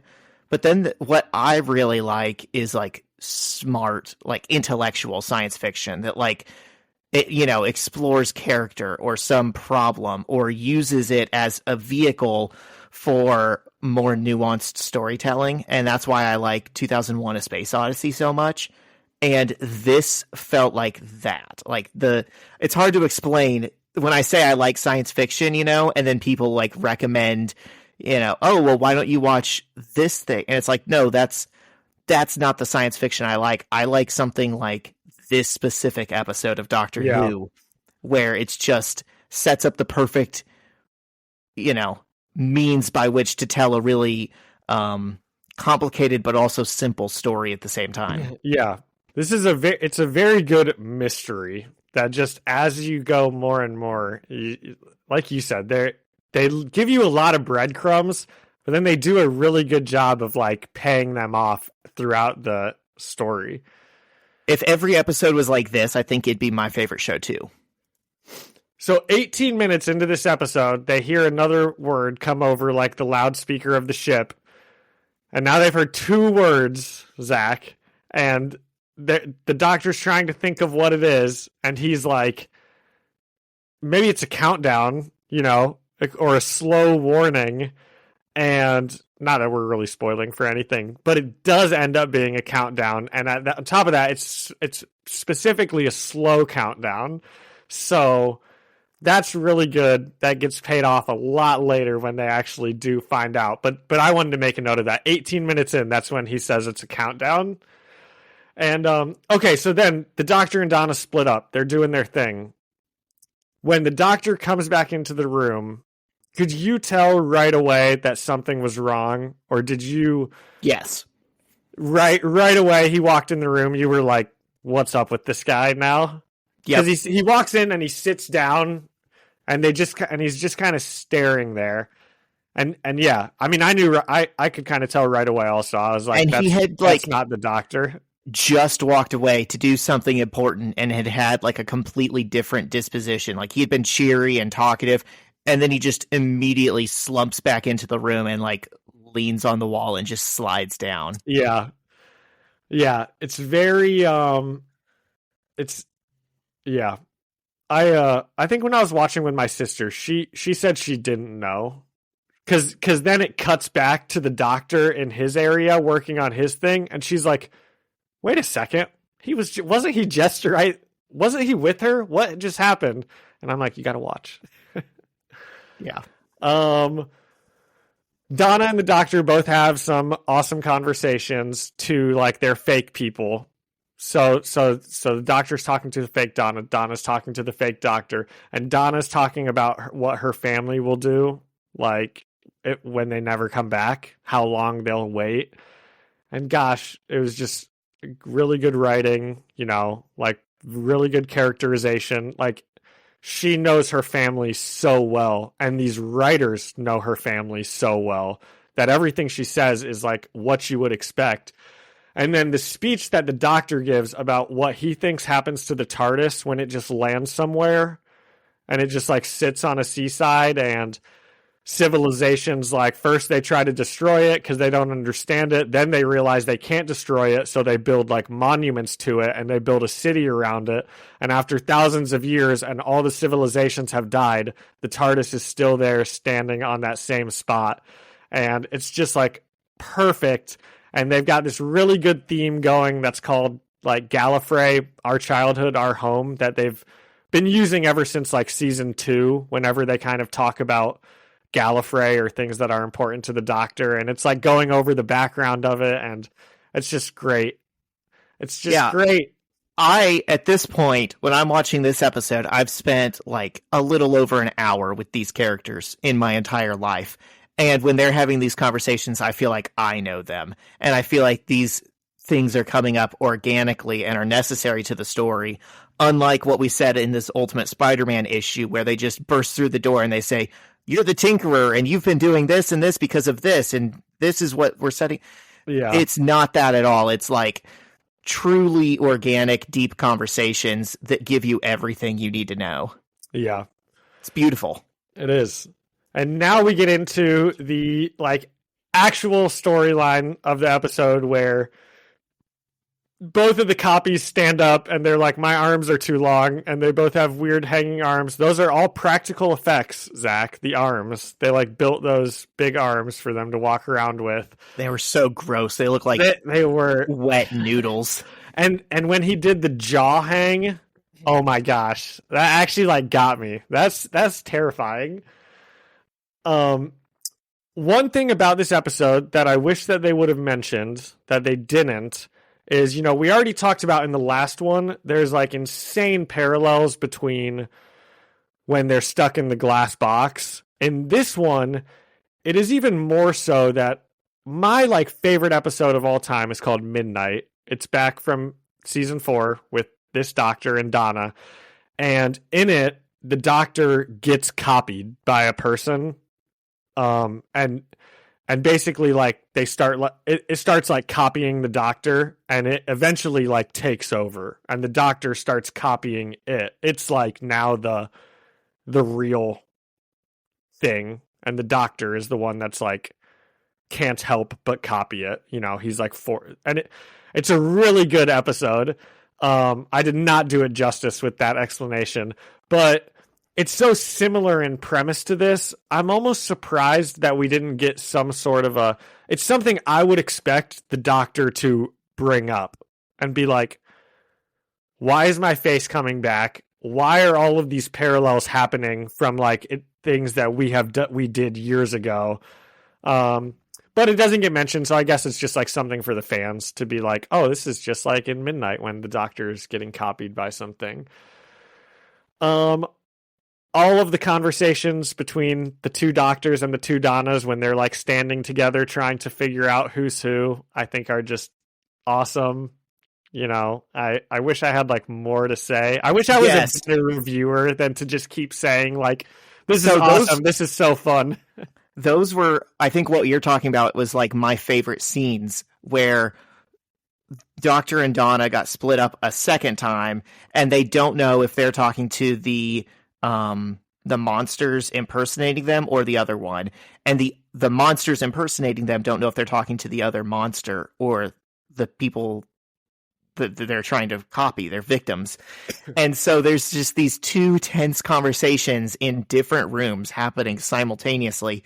And I thought all along, I was like, I chose a Donna that I hoped was real, and I chose a doctor that I hoped was real. And they were in the separate conversations. And it was based off of, well, this Donna is saying some really interesting stuff, and this doctor is doing some really interesting stuff. And it ended up being completely wrong. I chose the monsters on either side. But it's like what Donna was saying, it wasn't important to the story that Donna was saying it. It was important that she felt it and wasn't saying it. But now the doctor is hearing it and knows that that's how she feels. Yeah. So that was kind of cool. I didn't know who was who in those also. I was sitting there watching like, oh my God, which is which? Like, And because the fake doctor, there's a part where he's like, I can prove to you I'm real. Watch this. And he takes off his tie and he throws it on the ground. He's like, see, I'm going to be the one who has no tie. And she's like, that doesn't mean anything. You could still be the monster. And he's like, yeah, I guess that's right. And then like 10 minutes pass and she's like, where's your tie? And he looks down at the ground. He's like, oh, I see. When I stop wearing things, they still exist. I'll keep that in mind next time. And you realize he's the monster. Yeah. But it's when he very just creepy. When he just like was a whimsical goofball and was like threw his tie on the ground for no reason, I was like, oh yeah, that's the doctor. I was thinking the same thing. I was like, that's good doctoring right there. To be like, these guys might not know, is it skin? Is it clothes? They don't know how this stuff works. So I'll just take, and they didn't because it disappeared. Yep. So getting to my favorite scene in this episode, they've kind of met back up. The doctor and Donna are together because I figured out which one is real, and they're running, and they trap themselves in the captain's room with the creatures on the other side of the door. So there's this tense standoff of just all four of them kind of looking at each other, and it's the doctor putting everything together and like thinking through everything. And he finds out while he's thinking, he's like, Donna's like, why are they trying to scare us? Why don't they just kill us? And the doctor's like, that's a good point. They could just break in here and kill us if they wanted to. Why are they doing this? And he's thinking, and it's like, because the more we think, the faster our blood pumps, and the quicker they're able to perfectly copy us. And they know if they can copy us perfectly, the TARDIS is going to come back and it's going to take them, instead of taking us. So they try to stand there and not think as much as they can. And watching the doctor try to not think on this ship that has all of these different questions on it that he is like trying to figure out. I think it was watching that scene was the most fun I've had watching Doctor Who legitimately in like 5 years or more. I was like standing up watching it, like waiting for the next thing to happen, because the other doctor, the monster doctor, he is like, how can you not think on a ship that's full of questions? Where's the captain? Why was the airlock door open 3 years ago? What is that metal clanging sound that keeps happening? What's the countdown that's going on? And you just see the doctor's face. He's like trying his hardest to not think about all of these answers, because when he solves them, the monsters figure them out also. So if he figures out what's going on, the monsters are going to figure out what's going on. And it was just perfect. And then the doctor eventually gives in. He's like, just let me think. And there's a perfect scene of the two monsters just going, think. And oh my gosh, it was just awesome. It was fun watching him squirm. It was. And then they're figuring it out. The doctor's putting everything together. And at the same time, the clone doctor is putting everything together. So they're almost like finishing each other's sentences and thoughts. And this was another one of my favorite parts of the episode. They're finishing each other's thoughts, and the clone doctor is like, they're figuring out what those words are that keeps going, and the doctor's like, oh, they're numbers, and the clone doctor says like, it's a countdown, and the doctor's like, it's a countdown. I knew it was a countdown. I said it was a countdown right away, and I'm like. He did say that, and you know he's getting excited and forgetting that that's like the monster that's trying to kill. And he's like, "Oh, good, there's someone to talk to about this. I've been dying to talk about this." He has to be the cleverest person in the room at all times. So even though he's like, by figuring this out, he's almost losing. He just can't help himself. He's just like, I knew it was a countdown. I said it all that time ago. Yes. Like, oh my gosh, that's awesome. And then we get classic Doctor Who. So they figure out it's a countdown to a bomb. The captain turned the ship into a very slow moving bomb. That's why the robot's moving slow. That's why the countdown is happening slowly. It's happened. So this is all going on over the course of like 3 years, and they're only at number 5 out of 10 right now. It's so slow that the monsters can't perceive the danger. Yep. But now they know, because the doctor figured it out that all of this is happening. So they start running out to try and stop the robot from getting to the corridor. And the doctor, the real doctor, he has to speed up the countdown, because if they get to it, then they'll be able to escape. So they speed up the countdown, and now we get a really long running through corridors scene, which is classic Doctor Who, Zach, running through corridors. And we even get the doctor running like a dog on all fours down the corridors. And, the evil one, right? The evil one, yep. And Donna's fighting her clone, and the bomb goes off. The monsters are not going to be able to get to it in time. And a time machine that ran away because there was hostile action, it would know that the monsters are not going to get to it in time. So right as the bomb is about to explode, the TARDIS comes back to save the doctor. And he jumps in the TARDIS, and he grabs the wrong Donna.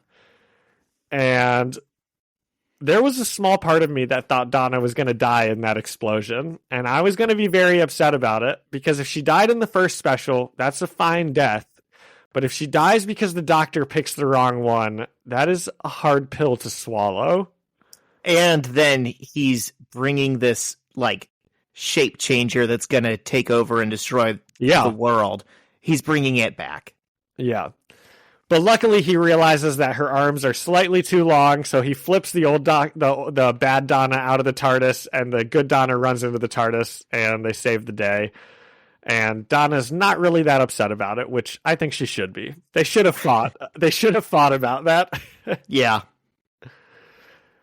And then one of the best scenes of the entire episode, they just land and they open the TARDIS doors, and Wilf is there, who has been camping out for 2 days right in the spot that they left, which is exactly what Donna said he would be doing. And I just love seeing Wilf so much. It is heartbreaking that, based on the end of this episode, I am guessing the third special, all three of them were going to be running around together, and he unfortunately passed away between when those specials were filmed. Oh, so, for real? So that's why he's in the very end of this one, but he's not in the third one at all. Wow. I know. It's so sad, but it is and also it felt to me like they were writing him out because he was already dead. So they could have so easily, I mean, I hate to say, like, not had him in this one, but like it's almost like they gave you something that then they couldn't deliver on. Yeah, but it's still an amazing scene to see the Doctor and Wilf and Donna all get to like reunite, and she's got her memories back and Wilf is like there and he's happy. It's still great, but it is very sad that we should have got a really excellent story with all three of them, and instead, at the start of this third episode, we basically just see like a man in a wheelchair with his back turned, or his head is always like obfuscated, and they're just like, "Go get my granddad to safety," and it's like, "Yes, ma'am," and that's where we leave, Wilf. So it's kind of disappointing, but I didn't even notice that. It's like right in the first minute of the next episode, we just see like a wheelchair, but we can't see who's in it. And then she's like, like I said, "Go get my granddad to safety." Okay. So, okay. What'd you think of this one? Out of 10, I don't know. Out of 10, what? Doppelgangers? Out of 10 doppelgangers. I mean, I'm going to give this one a 10 out of 10. I just loved it. Maybe I love it so much because these are like my favorite characters that I haven't seen in forever. And it's been so long since we got like a really, really good Doctor Who episode. But this was just perfect. I just loved it. I'm going to give it a 9 out of 10 because it was like the best Doctor Who episode I've ever seen. But I did feel like I missed out on some of this stuff that I just didn't know. Yeah. Yeah, okay. I like it. All right, you ready for the giggle? Let's do it. Neil Patrick Harris. That's my very first note in this is Neil Patrick Harris is just so good. He's laying it on so thick right when you see him right away as this like toy shop owner that is just like the creepiest guy ever, but he's just being so fun and like campy. I mean, I don't. Which is really weird because I told you I recently started Buffy the Vampire Slayer, and we're like in season 2, and we have already seen about 2 or 3 episodes where there's like someone basically playing the exact role that he's playing in this episode. It's like, oh, they have a haunted marionette doll, or oh, they have it's this weird eccentric costume shop owner that you think you're actually whatever the costume is. And I just kept thinking about this episode. The one guy is picking up a doll for his employer, who's going to try and put it on TV. This is another historical fiction, Zach. We're going to a real event, and this is how it happened. Really, we don't know about. I had to Wikipedia Stooky Bill, but yeah, it's real. It is. I know. Yeah, and he's like, "Oh, this doll has beautiful hair," and Neil Patrick Harris is like, "I cut it off a woman myself. She will not miss it. She'll never miss anything ever again. I would leave the shop and not buy that doll." That is a really big red flag to me. What a strange thing to say. Yeah. So the reason, if you or any listeners are wondering, that Neil Patrick Harris keeps changing his accent in this episode is because apparently the classic Doctor Who episode that the Celestial Toymaker was in, where they fought way back in the day, the reason that the Doctor was able to defeat him had to do with the fact that he was able to like mimic his voice or something. He like used his accent against him in some way. I haven't seen the episode, Zach. I just read that. So that's kind of like a fun reason why we keep hearing the Toymaker go in and out of accents, is to like make it so he can't be copied or something like that. Is it, to your knowledge, like considered one of the better classic Doctor Who episodes? No, it's considered pretty bad and pretty racist. Oh, interesting. The celestial, apparently the term celestial didn't used to mean like stars and like space. It used to mean like Oriental or Asian. So the Celestial Toymaker was this old white man who like dressed in stereotypical like Asian garb. How the hell did we change the meaning that drastically?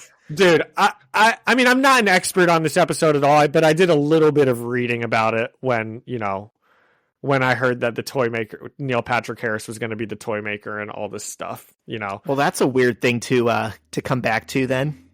Well, I'm glad that they didn't mention it at all.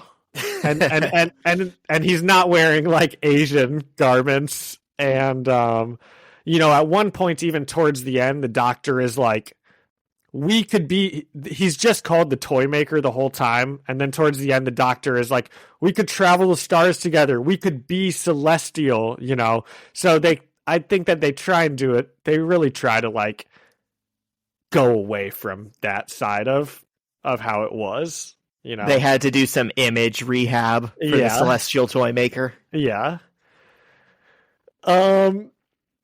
So it turns out that Neil Patrick Harris put a giggle, ha ha ha ha ha, into the Stooky Bill like recording. So everyone that has ever seen a screen on Earth now has that giggle going through their head, and it's causing them all to fight with each other and just make sure that they're playing the ultimate game, which is I am right and you are wrong.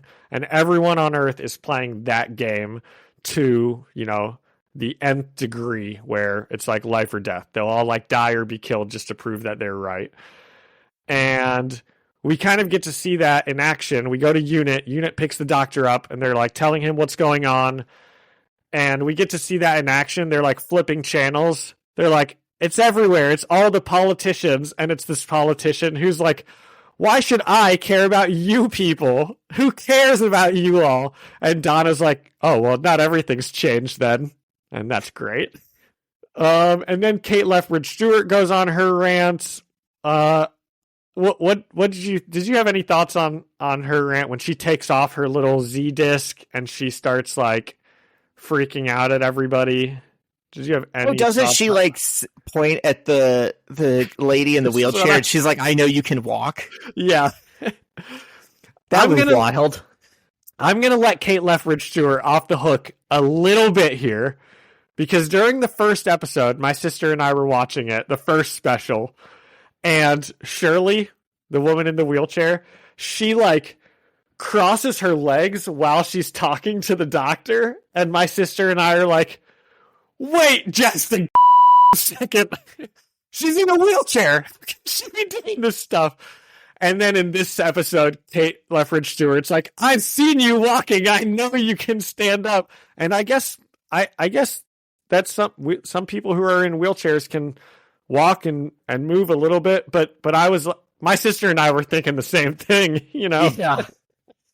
I mean, FDR was like that, he had polio, but there's pictures of him like campaigning, and he's like standing on the back of a train, and it's like if you gave him a handrail to hold on to, he could kind of do it for like a minute, Yeah. And he would for to look whatever strong or whatever he wanted to do, like when he pulls through a town on the train and they're like, hey, look, there's the president standing, and he just wave, and then the train would drive off and he'd sit back down. That is awesome.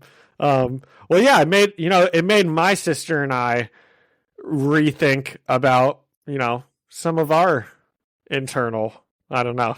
Right. Yeah, there you go. Representation. Exactly. It is important, Zach. I know you don't think it is, but it is. What the hell? I just brought it up. So the Doctor and Donna, they go back into the past because they're going to go and find out. Now they know this is Stooky Bill. Something about Stooky Bill's making this happen. So they go back in the past. That's the doll again. Yeah, that's the doll. And they go into Neil Patrick Harris's shop. And probably the biggest disappointment in this episode is just that Neil Patrick Harris is not in it all the time, because he is just such a scene stealer every single second that he is shown. And if you have him and David Tennant in a room together in an episode, they should be talking to each other almost the entire episode. Yeah, going in, I thought he was going to be the big bad of all 3 episodes, and then when he's not in the first one, but the Meep is like, "Oh, my boss is coming, and he's going to be mad." I was like, "Cool, he's in the next 2 episodes." And then I saw the second episode, and I was like, "That was really good," but I guess we're just getting 1 episode of Neil Patrick Harris, and that's not what I thought I was signing up for. I kind of thought the same thing. I would have liked to have seen Neil Patrick Harris because he's so good, and he's doing all of his own tricks in this. He's doing all the juggling and all the card tricks that he does. He's a magician himself. I believe it. And so they meet the toy maker, and basically he's in this maze. We find out that the reason the toy maker was able to come into this universe was because in the last episode, the Doctor does this thing with salt, where he's like, demons can't cross this line of salt. It's like a superstition. And that small act is what playing a game at the edge of the universe, that's what let the toy maker come into this universe. And now he has basically domain over it because he's just like magic. So he puts the Doctor and Donna in this big maze that he has created, and it's just amazing. It's amazing, Zach. Oh, it's a maze. But we see the Doctor meet, this marionette man who the toy maker turned into a marionette, and he's being puppeted by this giant celestial toy maker. And then Donna is fighting off Stooky Bill's wife and the babies, and it's all very creepy. Bobbies. The Stooky Bobbies, and it's very creepy. All of it is. I gotta say, I did not care for that scene, and the stupid toy wife is rhyming, and then Donna's like, "My name's Donna, and you're a Donna." Yeah, I was like, okay. That's that one also. That last too line. Silly. Yeah. And then probably the best scene in this episode, the toy maker shows the Doctor and Donna a puppet show that he has created for the Doctor. And Zach, for a Doctor Who fan, this is kind of a problem with the Stephen Moffat era of Doctor Who, which is the person who wrote the Matt Smith era and the Peter Capaldi era. So the 5 or 6 seasons after David Tennant, season 5 through season 11, is nobody ever died. Stephen Moffat never liked killing his characters off. That was a thing of his, is everybody lives.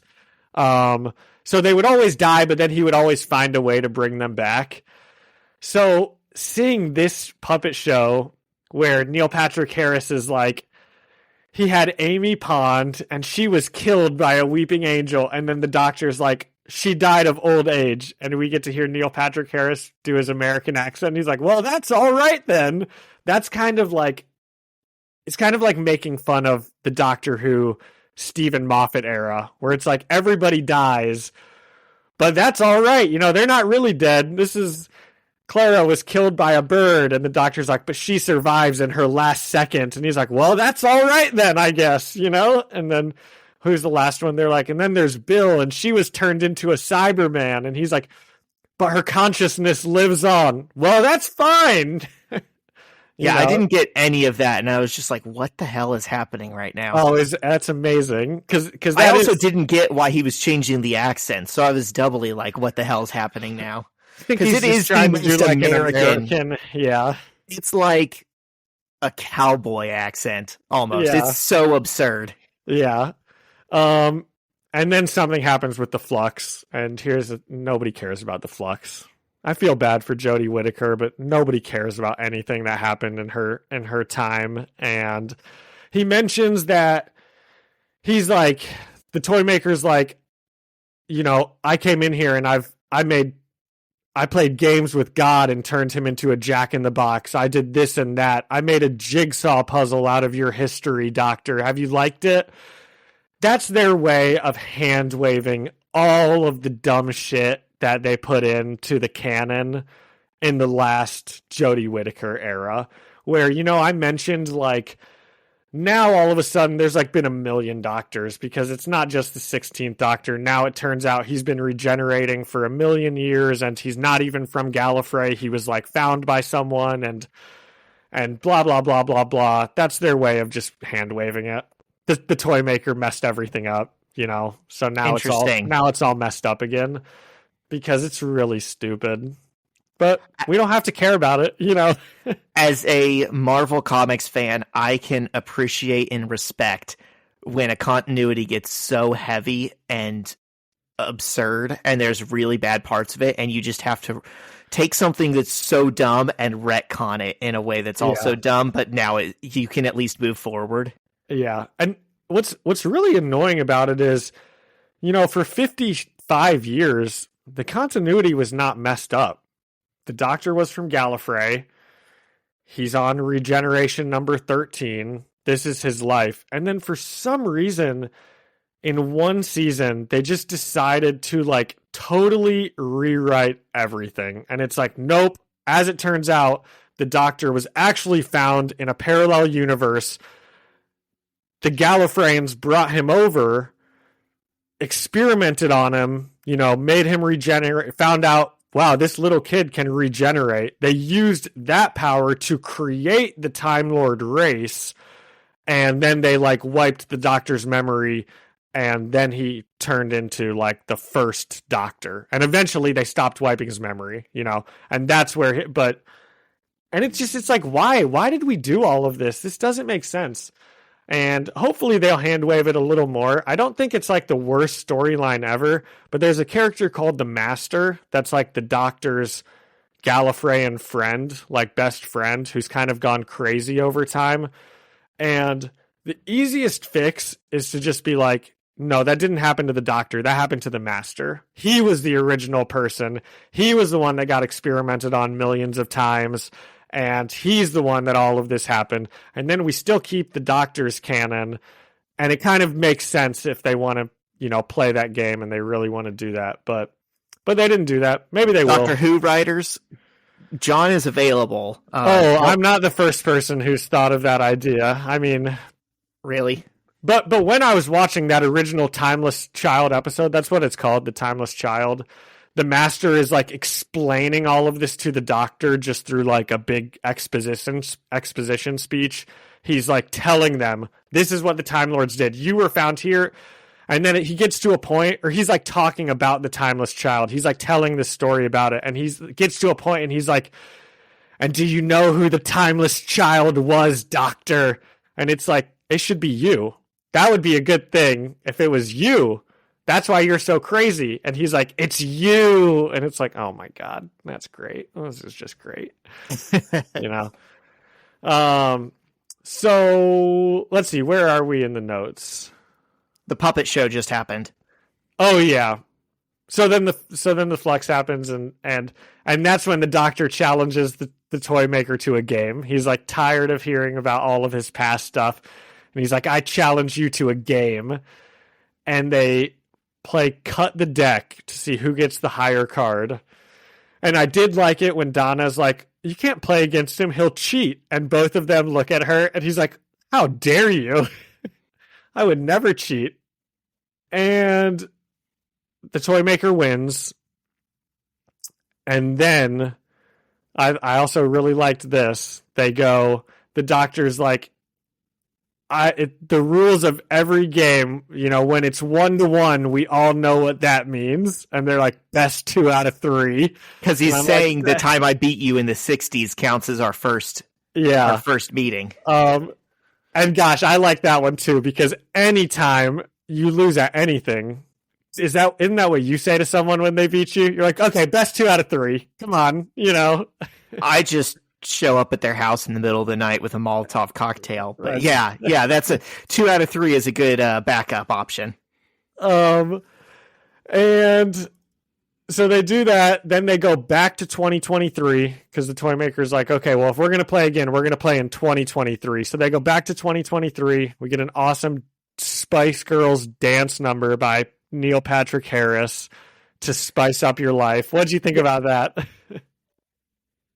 Okay. Good fun, I don't know. Not good fun. What did you think? I don't know, man. I just thought it was weird. Like, on the heels of such a good, smart, emotional second episode, I understand this scratches a different itch that people might have, but it just wasn't, it didn't mean anything to me. Yeah. I wanted to not like it because I'm like, oh, this is so goofy, but it's just too much fun seeing Neil Patrick Harris like gallivant around and turn bullets into flower petals and just dance, and like, he turns those like soldiers into bouncy balls, and the doctor's just like, they're dead, I'm sorry, there's nothing I can do. It's every second Neil Patrick Harris is in this episode, it's hard to not like what's happening on screen, I think.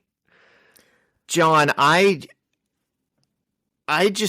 been so conflicted for so long because I'm like, one of my favorite comic series of all time is Excalibur from like the late 80s, early 90s. It's a spinoff of X-Men that's completely different than every other thing that's X-Men. And all I hear from like other big Excalibur fans is they're like, this is just Doctor Who worship. This is like straight up a ripoff from Doctor Who. What is it? The Weird Happenings organization, WHO, is a reference to Doctor Who and is just literally UNIT, but for the Marvel Universe. It's so wacky. It's so campy. They just go on these weird, like, cross-time adventures and stuff. So did you say you like this run, or you don't? This is one of my favorite comics ever. I have an Excalibur shirt that I got from the internet. I have right now, right behind my laptop, like an inch away from you, is the Captain Britain omnibus that like happens before Excalibur. But it's just so complicated. It'd be like I want to put you onto it, but it would be like you relearning the entire Doctor Who canon again, because it's so complicated, but it's so campy. That might be our next podcast. Awesome. Yeah, we might have to read that. That sounds like fun. Like every time I'm in it, I'm like, man, John would like this, but it also takes like 3 years of background information to understand that. The whole reason I started watching Doctor Who, I'd never seen it at all. I just like heard of the show, and I was like, oh, it's some like alien who like dresses in weird clothes that like travels in time and space and, just goes on adventures. And I was like, this just sounds like it's going to be my favorite show, even having never seen an episode of it before. And it was like on my list of shows to watch for a while. And then one day I just threw it on and I was like, this is awesome. This is the best show ever. This is so fun. So I bet I would really like that comic run also, if it's similar to that. Okay, so the Doctor and the toy maker, they're at Unit. The toy maker he's got this big giant, basically a Death Star beam that Unit has, and he has control of it. And he says he played the first game with the first Doctor. He played the second game with this Doctor, and he shoots the Doctor in the chest with the big beam. And he says he'll play the third game with the next Doctor. And this would have been a good regeneration. I thought it was coming. I really did. I was like, okay, this is a perfect time for David Tennant to regenerate. He's probably going to say something like, I'm finally ready to go, because his big thing he always says is like, I don't want to go. Before he regenerated last time, that's what he said. I don't want to go. So you're expecting him to say something to show that he is ready now. And he kind of does. Quick question. Do you think that was David Tennant literally saying, like, I don't want to be written off the show? Or do you think he was ready to go? I think it was supposed to be like kind of both. It was like the Doctor speaking and it's like David Tennant speaking, because David Tennant was the biggest Doctor Who fan as a kid. There are like newspaper like write-ins where like David Tennant as a kid has written into Doctor Who fan stuff. And I think Peter Capaldi might be the same way in that there's like clippings from when they were like 10 years old that are like write-in, about Doctor Who episodes. And so I think it was David Tennant also. Like, he has a really special relationship with the role. He's married to a actress who played the Doctor's daughter on Doctor Who. Her dad, so his father-in-law, was the 5th Doctor. Oh, wow. So there's a lot of history like with David Tennant and Doctor Who. That's crazy. I really respect that. I had no idea. But, and this is probably the part that made some people mad, instead of regenerating, he bi-generates into the new Doctor, and he's not wearing any pants, which I think we talked about on the last episode. Is he also the first Black Doctor? Yep, he's the first Black Doctor. We should really find his name. I think it's like Chidi Atwell or something. New Doctor name. Nikuti Gatwa, or I'm not sure how to pronounce it, but there we go. Special shout out. He was pretty good. I liked him a lot, and I thought it would be really good if he comes in and he like saves the day, because then it's like, okay, because it's kind of important. The first storyline for a new Doctor, when they show up, they've got to do something right away that you're like, this is the Doctor, because you don't want them to be 5 episodes in and it's still like they're playing the Doctor. They've got to become the Doctor in the first episode. That's how the show works. So you got that with David Tennant, in his first episode. Then Matt Smith came in and he gave a really good speech about becoming the Doctor, and they just always do that. And we get a game of catch between David Tennant, the new Doctor, and Neil Patrick Harris. And this is the 3rd game. And Neil Patrick Harris says, do you think a grand total of 2 of you could cause me to shiver? And I just can't believe that they didn't find a way to bring back Matt Smith or Peter Capaldi to like save the day at the end, because they're playing this game of catch on the roof. Gosh, sometimes I do wish I was a writer. Matt Smith loves roofs. Well, or throw the ball off the roof. Oh, right? okay. They drop it. The Doctor drops it. It falls off the roof. And then we get to see Matt Smith in his TARDIS, door open, and he's got the ball in his hand, or like Peter Capaldi. Oh my gosh, that's so amazing. And it's the 60th episode, so they should have brought Jodie Whittaker. But not Jodie Whittaker. No, we don't want to see Jodie Whittaker. That's got to either be Matt Smith or Peter Capaldi or Christopher Eccleston if they really wanted to go back and get him. Now that would have made people freak out. He's the one that brought Doctor Who back in 2005, and he wasn't in the 50th special because he doesn't have the best relationship with the show. But if they ever got him to come back in a real action episode, I mean, people would flip out. And I just can't believe that they didn't do that at all. I kind of was expecting one of the Doctors to come back, because they made that comment about you think 2 of you is going to cause me to shiver? And they even say, like, because the toy maker's like, that's cheating. And he's like, no, it's not. You challenged the Doctor. We're both the Doctor. This is not cheating. They should have had 10 of them come in and start playing catch against him and beat him. Like, they should have done something. Except that doesn't help their odds, because they're judging it based off of if you drop the ball. So he gets to throw it to the Doctor twice per round, whereas they get to throw it to him once. That's true. So they have more chances to drop it. That's true.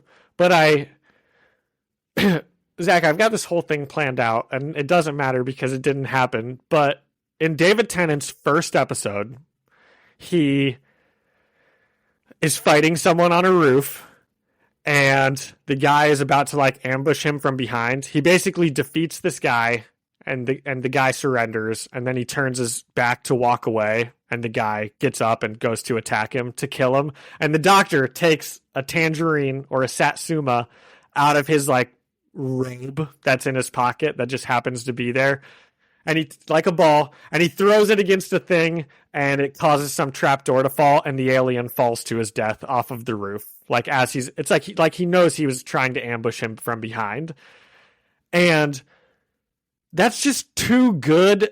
It's too symmetrical of a thing to his last episode to not have like someone throw a ball and the doctor catches it off the roof. And I just can't help but think that would have been so perfect to just see Matt Smith standing there holding the ball. But it didn't happen. Instead, we get this like terrible 1 minute long just like clip of them like throwing a ball back and forth until eventually Neil Patrick Harris just drops it. It's terrible. It's pretty sad, pretty anticlimactic. It's terrible. The editing is so bad. Just show them actually throwing and catching the ball. It's like the worst cuts of all time. Like they don't ever actually show them like throwing it or catching it. They just cut from like it's about to leave someone's hand and then it's in someone's hand. Dude, these are professional actors. They can make actual catches and throw the balls to each other or something. It was a really disappointing, anticlimactic is a perfect way to say it. It was just in such a fun episode. It was really disappointing how that scene was edited and put together. Yeah. These 3 episodes almost felt like they were from 3 different shows at times. Because this scene would not have worked definitely in the second one, but I don't even think in the first one it fit the mood. Yeah. So Neil Patrick Harris drops it. He gets vanquished out of the universe, and the Master's gold tooth is left sitting there, and it gets picked up. Zach, I don't even know if you like noticed anything about him talking about the Master. He says he trapped him in a gold tooth, and that's like the Doctor's enemy I already mentioned. So that'll probably come back later, which is good. The Master is always fun. And then we find out that the Doctor got his face back so he could go and have dinner with Donna's family, while the new Doctor just goes and does adventures. I said it reminds me of the end of every single Fast and Furious movie when they're like, all right, we did the heist. Now it's family and Corona time. And they're just like cooking out. Yep. The Doctor's just like telling stories about like his... That's kind of a scene that always annoys me in movies and TV shows where there's like some guy who's done it all that's like sitting around a table just like telling stories about his adventures, and everyone's like laughing and cracking up at him. You know, I don't know.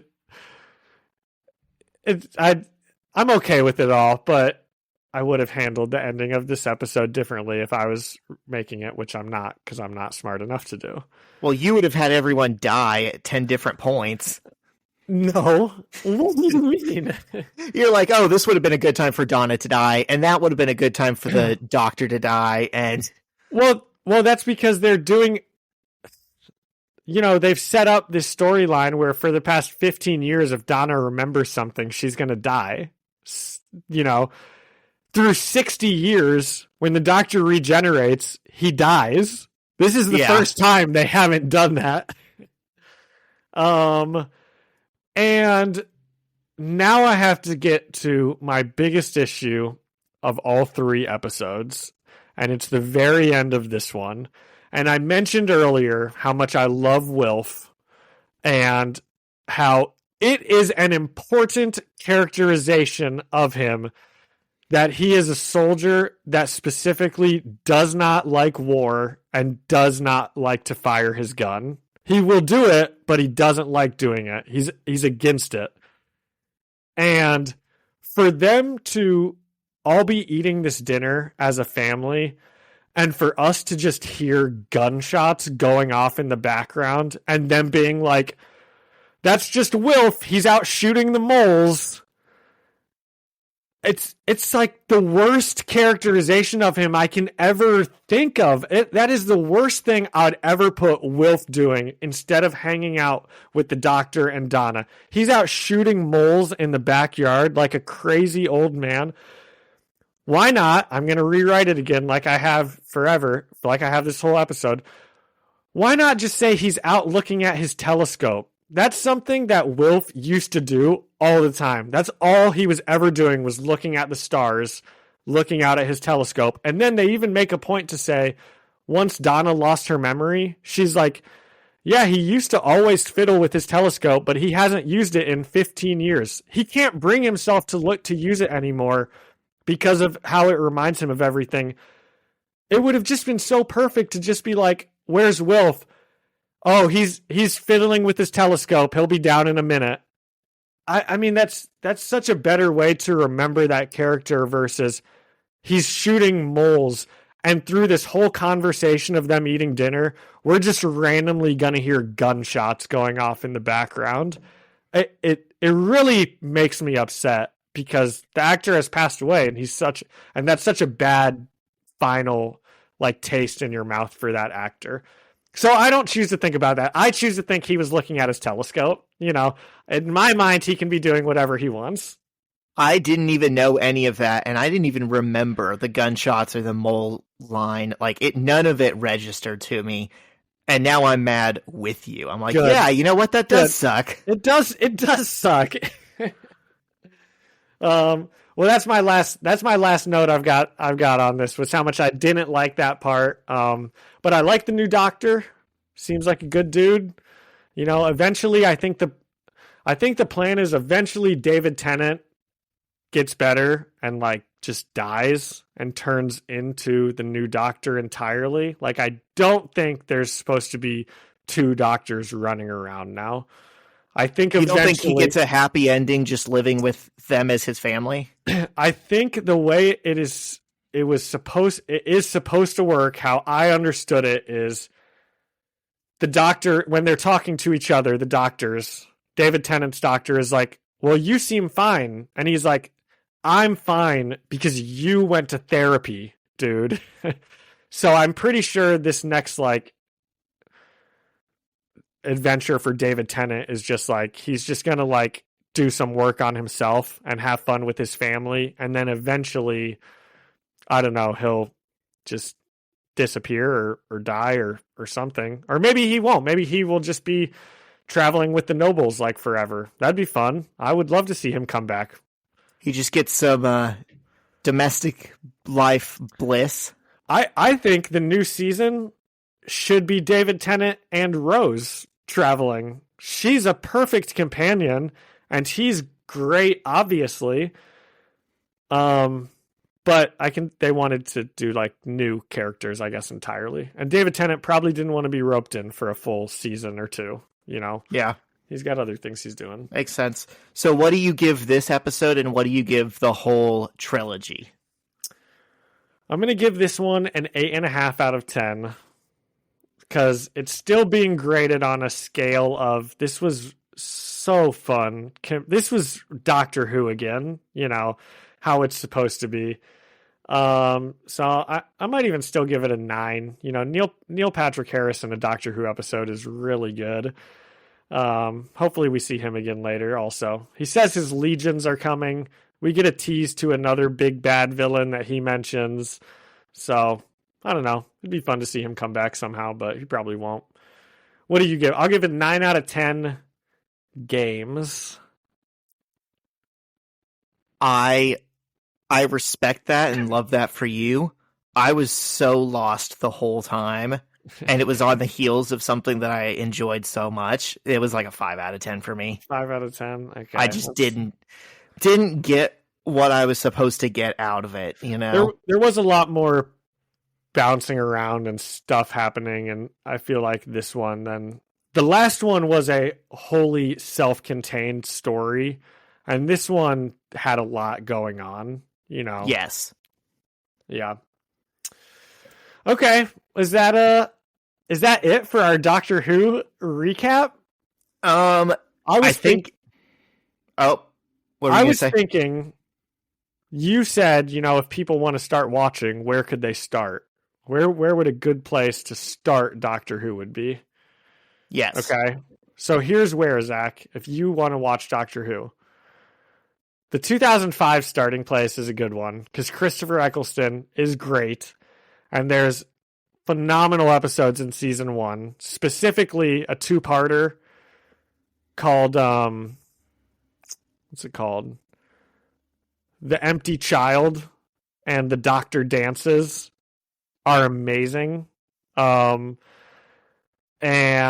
so that would be a good, even if you're just starting at random episodes, those are great episodes to just like throw on and you'll be like, this show's amazing.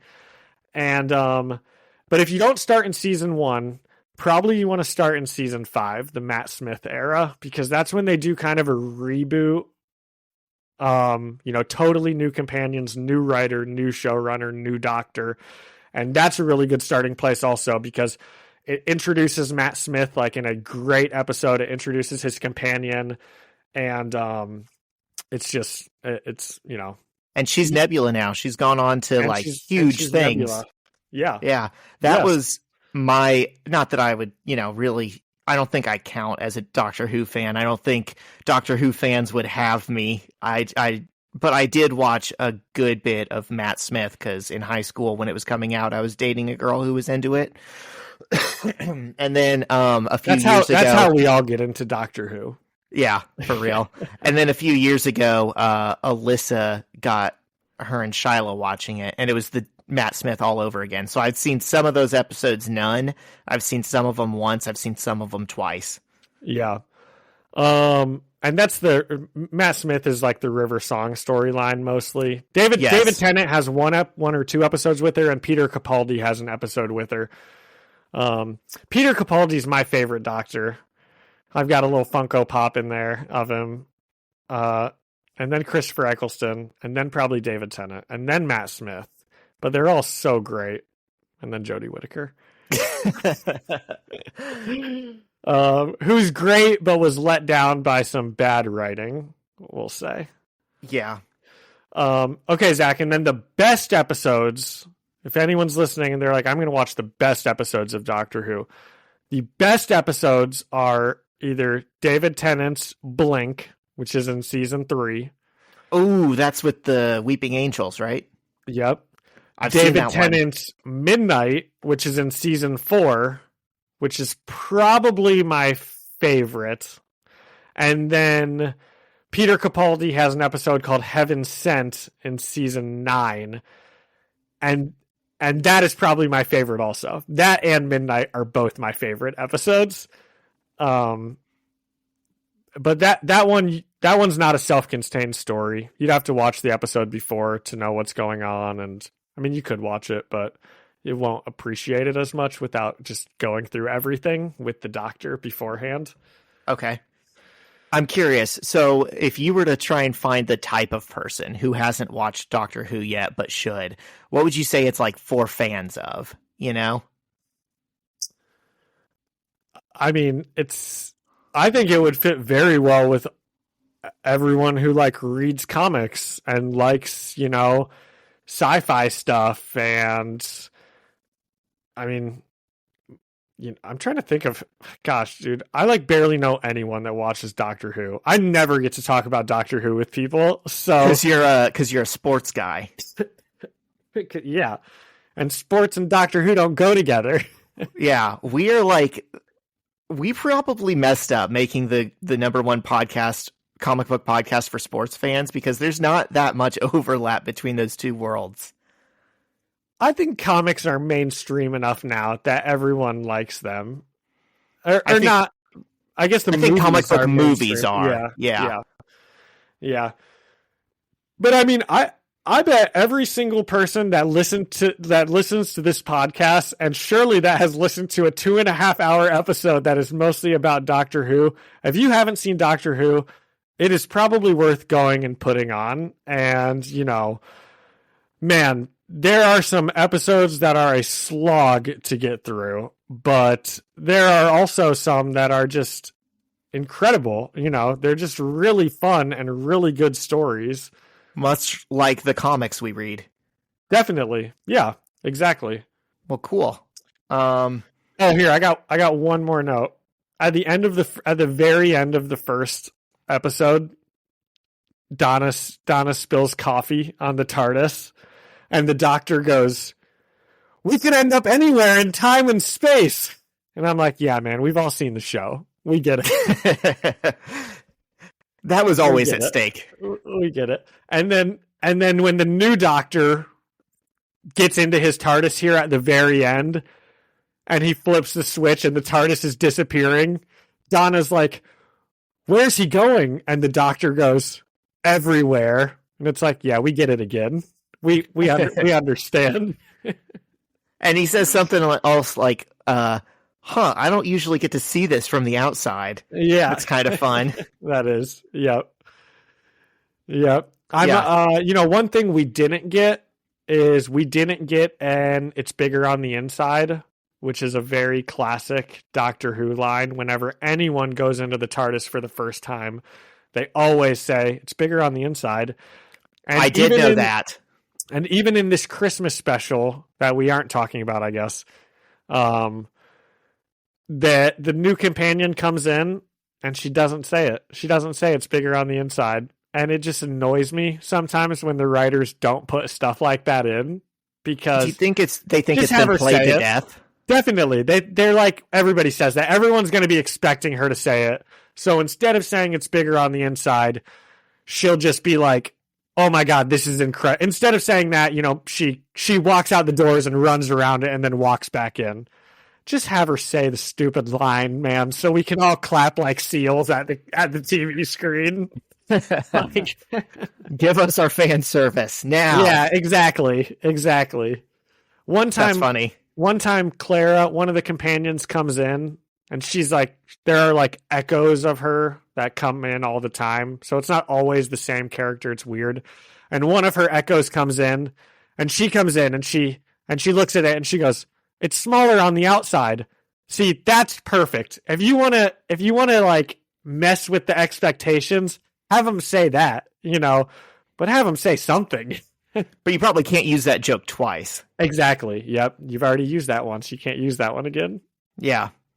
Cool. You got anything else, Doctor Who related? I don't think I do, Zach. I don't think I do. Thanks for letting me just come on here and talk about it for so long. I sure do hope people aren't, they can skip ahead if they want.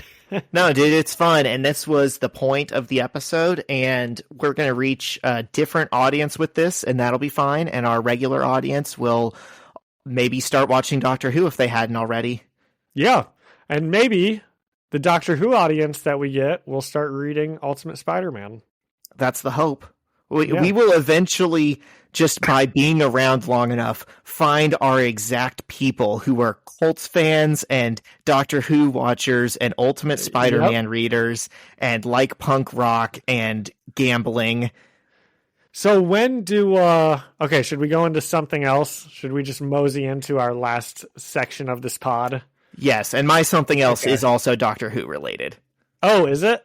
Yeah. Okay, well then do that one first. Okay, so, I don't know, did you see this week Universal Studios announced their brand new theme park in Orlando? They're building a new one. It's called Universal Epic Universe. Okay. I was like, that's kind of cool. Like, I am probably going to be going to that music festival in Gainesville every year or every other year from now on, and it's super easy to just go an extra day and make a day trip down to Orlando. So like the parks that are there are of interest to me. If you build something new and cool, I will go. Yeah. And I looked at the designs and I looked at like the IPs that's attached to it, and I just was not impressed. They're doing a new area of the wizarding world of Harry Potter, but it's the Ministry of Magic. And I'm like, first of all, I don't think anyone was asking for that. Second of all, I understand. I've been itching to go see the government bureaucracy in this magical world. Yeah, and it's going to also have some like Fantastic Beasts stuff over there, and it's like, who's watching that series? You know? Yeah. I'm like, I understand you invested so much money and made the other two Harry Potter worlds so cool, and you can't get out of that. But why are you doubling down on J.K. Rowling right now with some of her worst ideas? And then there's like a How to Train Your Dragon Land, which I didn't realize was that big. I didn't think it was any bigger than, like, I don't know, Hotel Transylvania or definitely Despicable Me or like any of those other DreamWorks properties. Or Illumination or whatever. I've never seen any of the How to Train Your Dragon movies. I haven't either, but apparently it has a fan base. They've got like a Halloween town where it's just classic like Dracula stuff. And I'm like, okay, I get it. You didn't have to spend money on the IP. That might be cool. Whatever. Okay. They're building a Nintendo land. And I was like, that could be sick. But they have like one ride announced already, and it's not Rainbow Road. It would be... okay, that's terrible. That's a travesty. They need a Rainbow Road roller coaster. Immediately. It could also be very cool if somehow they made the Nintendo world like all 8-bit looking. I'm sure it'll have like green pipes sticking out of the ground, and it'll have the little definitely man-eating plants and stuff like that. Oh, I bet it will have a cool atmosphere. They'll do it up. Yeah. Yeah. So why did you say this was about Doctor Who? Well, because I started thinking, I was like, this sucks. They chose some of the weirdest IPs, things that like I don't think is going to bring other people to the park, and definitely doesn't make me want to go there. They should have done so much better. And I started thinking really hard about what I would do with a theme park. And I kind of have it in my mind, and I'm like, a couple different things. Like, if you're going to spend a lot of money for like the main world, like Harry Potter world, or like how that one Disney park has a really cool Star Wars place, do Lord of the Rings. Everyone wants to go to the Shire. Oh my gosh. You could do a ride where you're like Frodo on the eagle and you see all over Middle Earth. How have they not made a Lord of the Rings like city yet? It would print its own money. Dude, you could do absolutely. an underground section that saves more park space above ground, and you could do like the Mines of Moria and Mordor, because it's all dark down there. Like, you could do so much cool like that. And then I started thinking about other stuff, and I'm like, you could have like a TV area, because anymore, like, people will pay for attractions that aren't necessary. Not everything has to be a ride, you know? And Instagram, like, people will pay for like just to walk through immersive experiences or places they can take pictures for their Instagram. Yeah. Build a little warehouse type building where one floor is like the set of The Office. One floor is like Monica's apartment from Friends. Yeah. Have it like a TV themed world that people just walk through and experience, and they will come for it. And I was like, you could so easily do definitely a bitchin' Doctor Who ride where the ride itself and like everything is part of the experience. What did you say Doctor Who is like a hallmark of it? Is corridors, walking through corridors, running through corridors? Zach, running through corridors. Okay, you don't walk in Doctor Who. All right, well, you might hear. Have the line just be cool space corridors that people feel like they're, you know, going through with the Doctor. And then you get to or you're like, the entrance is like a TARDIS, you know? And have it next to the side of a building that's like all theme parks. It's like, it looks like a building front, but really it's the ride behind it. They could do an awesome like attraction. I'm like a ride, you know how like Disney does rides where they actually like get Aerosmith to do like a 2-minute video that plays before the ride or something. Or you could have the doctors do it. You know, they do like I think they've got like a Fast and Furious one of those even. And yeah, like have David Tennant be like, you know, show up with the TARDIS and be like, we've got Here's your mission. Blah, blah, blah, blah. Here's this, you know, get in quick. And then you zoom off. Like, yeah, that'd be perfect. You could make just a tiny bottlenecked little entrance that looks like a TARDIS. You walk in and then you see all these corridors that if there's no line, you get to run through up to the front. And then it's like a big, I was thinking like, I can't think of what they're called, but I've seen them before where it's like not a thrill ride, but you're just standing and you've got like rails to hold on, and those can be the round things inside the TARDIS, and you're in there with like 100 people, and the ground kind of shakes and rocks, and you can see through the window like, oh, we're going through a space vortex. Oh, we're going back in time. We're going forward in time. We're on a weird space planet. The doctor is narrating and says, pull this lever, and it lights up, and you get to pull the lever, and that makes the ground move even more. And then everyone walks out and they had fun. And it doesn't take up a lot of space because it's just one room that moves and does things. It wouldn't be like the central attraction, but it'd be so much easier and better than what they're just pouring billions of dollars into that I don't think anyone's going to go to. Yeah. Yeah, I don't know who would. I don't know who would ever go to Ministry of Magic Hogwarts instead of Harry Potter Land, but especially if it's not attached to the other two parks and you have to buy a separate ticket for it. Yeah. It's like they're building a brand new shiny park to put all their worst ideas in. Yeah, those are all really good ideas. Gosh, that would all make a ton of money, especially even the TV show stuff. You do like a TV land that's all owned by like NBC, which is Universal, right? That is Friends, The Office, Parks and Rec. I mean, dude, that's amazing that they haven't done a TV land yet. Where how could you not? People do pay for like these fake experiences that keep getting cease and desists where they're like, hey, we did rent out a floor and we made it look like The Office. Come walk through here. Just do one of those that's permanent in an amusement park. Did you know in the streets of London, there is one TARDIS that just sits on a random corner, and that's just where the TARDIS is, right? There's not a bunch of them all over TARDIS London. There's just one.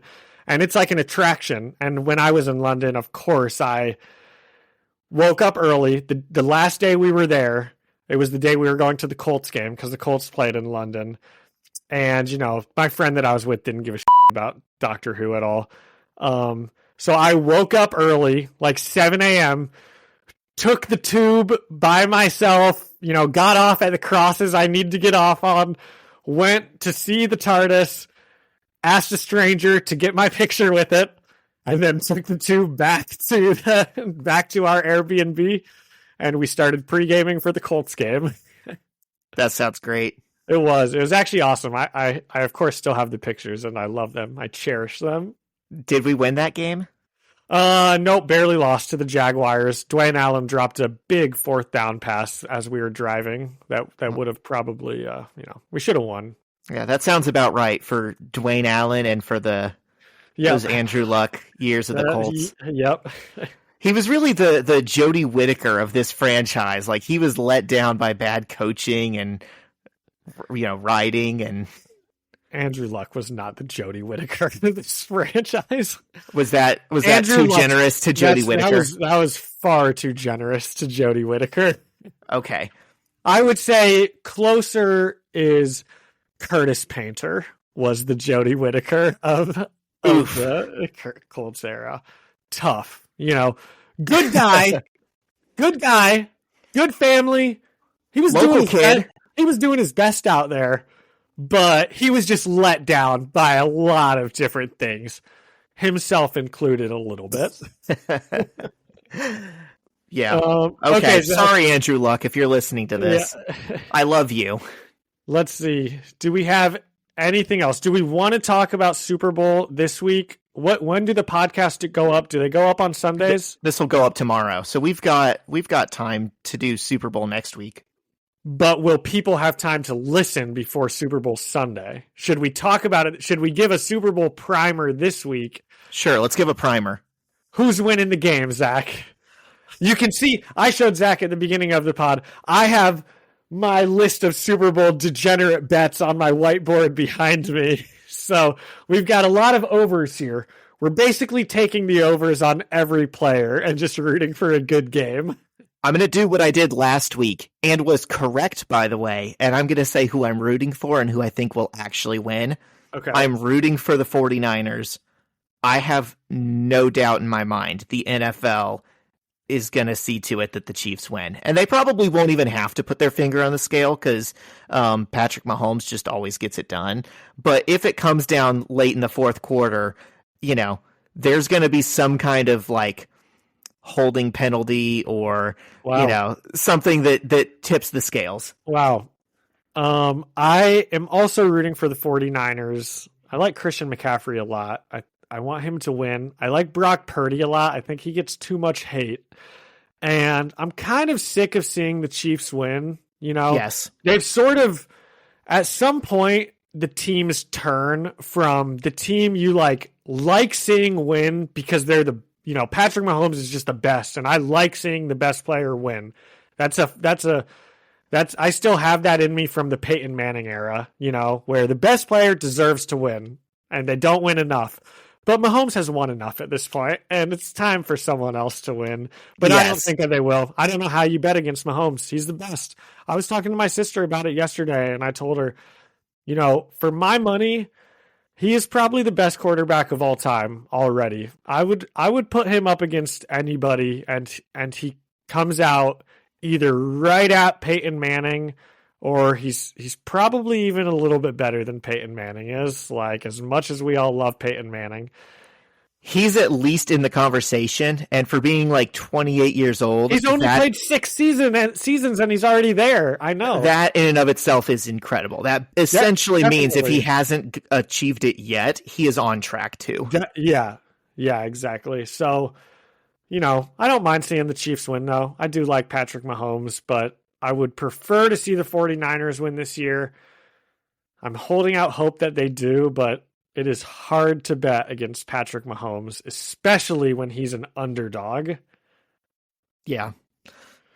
I have Brock Purdy in Dynasty, and no one's giving me anything for him. And I would just love to come back, in 2 weeks and be like, hey, guys, do you want Super Bowl MVP Brock Purdy? I'll be taking CeeDee Lamb now. Thank you very much. He's better than he gets credit for. He is better than he gets credit for, I think. He was the 6th ranked quarterback in fantasy this year. It's super flex, and I also have Justin Herbert and Anthony Richardson. So, I don't need to play him. Oh. If those guys are healthy, they should be outscoring him. Yeah. This was a long one. This was. I'm going to build this as a giant-sized episode. This was our Doctor Who special. We've been talking about it for a while. We finally got there. Yep, and it was fun. We should do it again sometime. We should do more different episodes. I think we should look at other media properties every now and then. Yeah, I agree. I like doing that. We still have to do our Spider-Man ranking of all of the movies. All the movies. Yep. I've got another Spider-Man miniseries that I'm going to have us read at some point. Okay. Renew Your Vows. Okay. That's a beloved one. People will like hearing that. And we got to do Hickman's Ultimate Spider-Man whenever it gets back on shelves. Yep. Okay, so we've got a lot. But next week, we're with Deadpool and Kitty Pryde.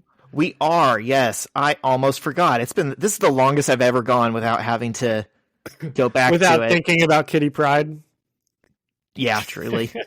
So yeah, next episode, Ultimate Spider-Man issues 91 and 92. Go read those this week. Yep. All right, should I send us out? I think you should. Thank you so much to Ian Hickey for the music and Alyssa Seaman for the artwork. And thank you all for listening and leaving us a review and a comment. You can always find Zach and I at the First Read Ultimate Spider-Man podcast on Spotify or Apple Music or anywhere else that you listen to podcasts. And you can come and chat with us and leave us a message on Instagram at First Read Podcast. Send us an email at firstreadspidey@gmail.com or find us on YouTube, First Read Ultimate Spider-Man Podcast. See you next week. See ya.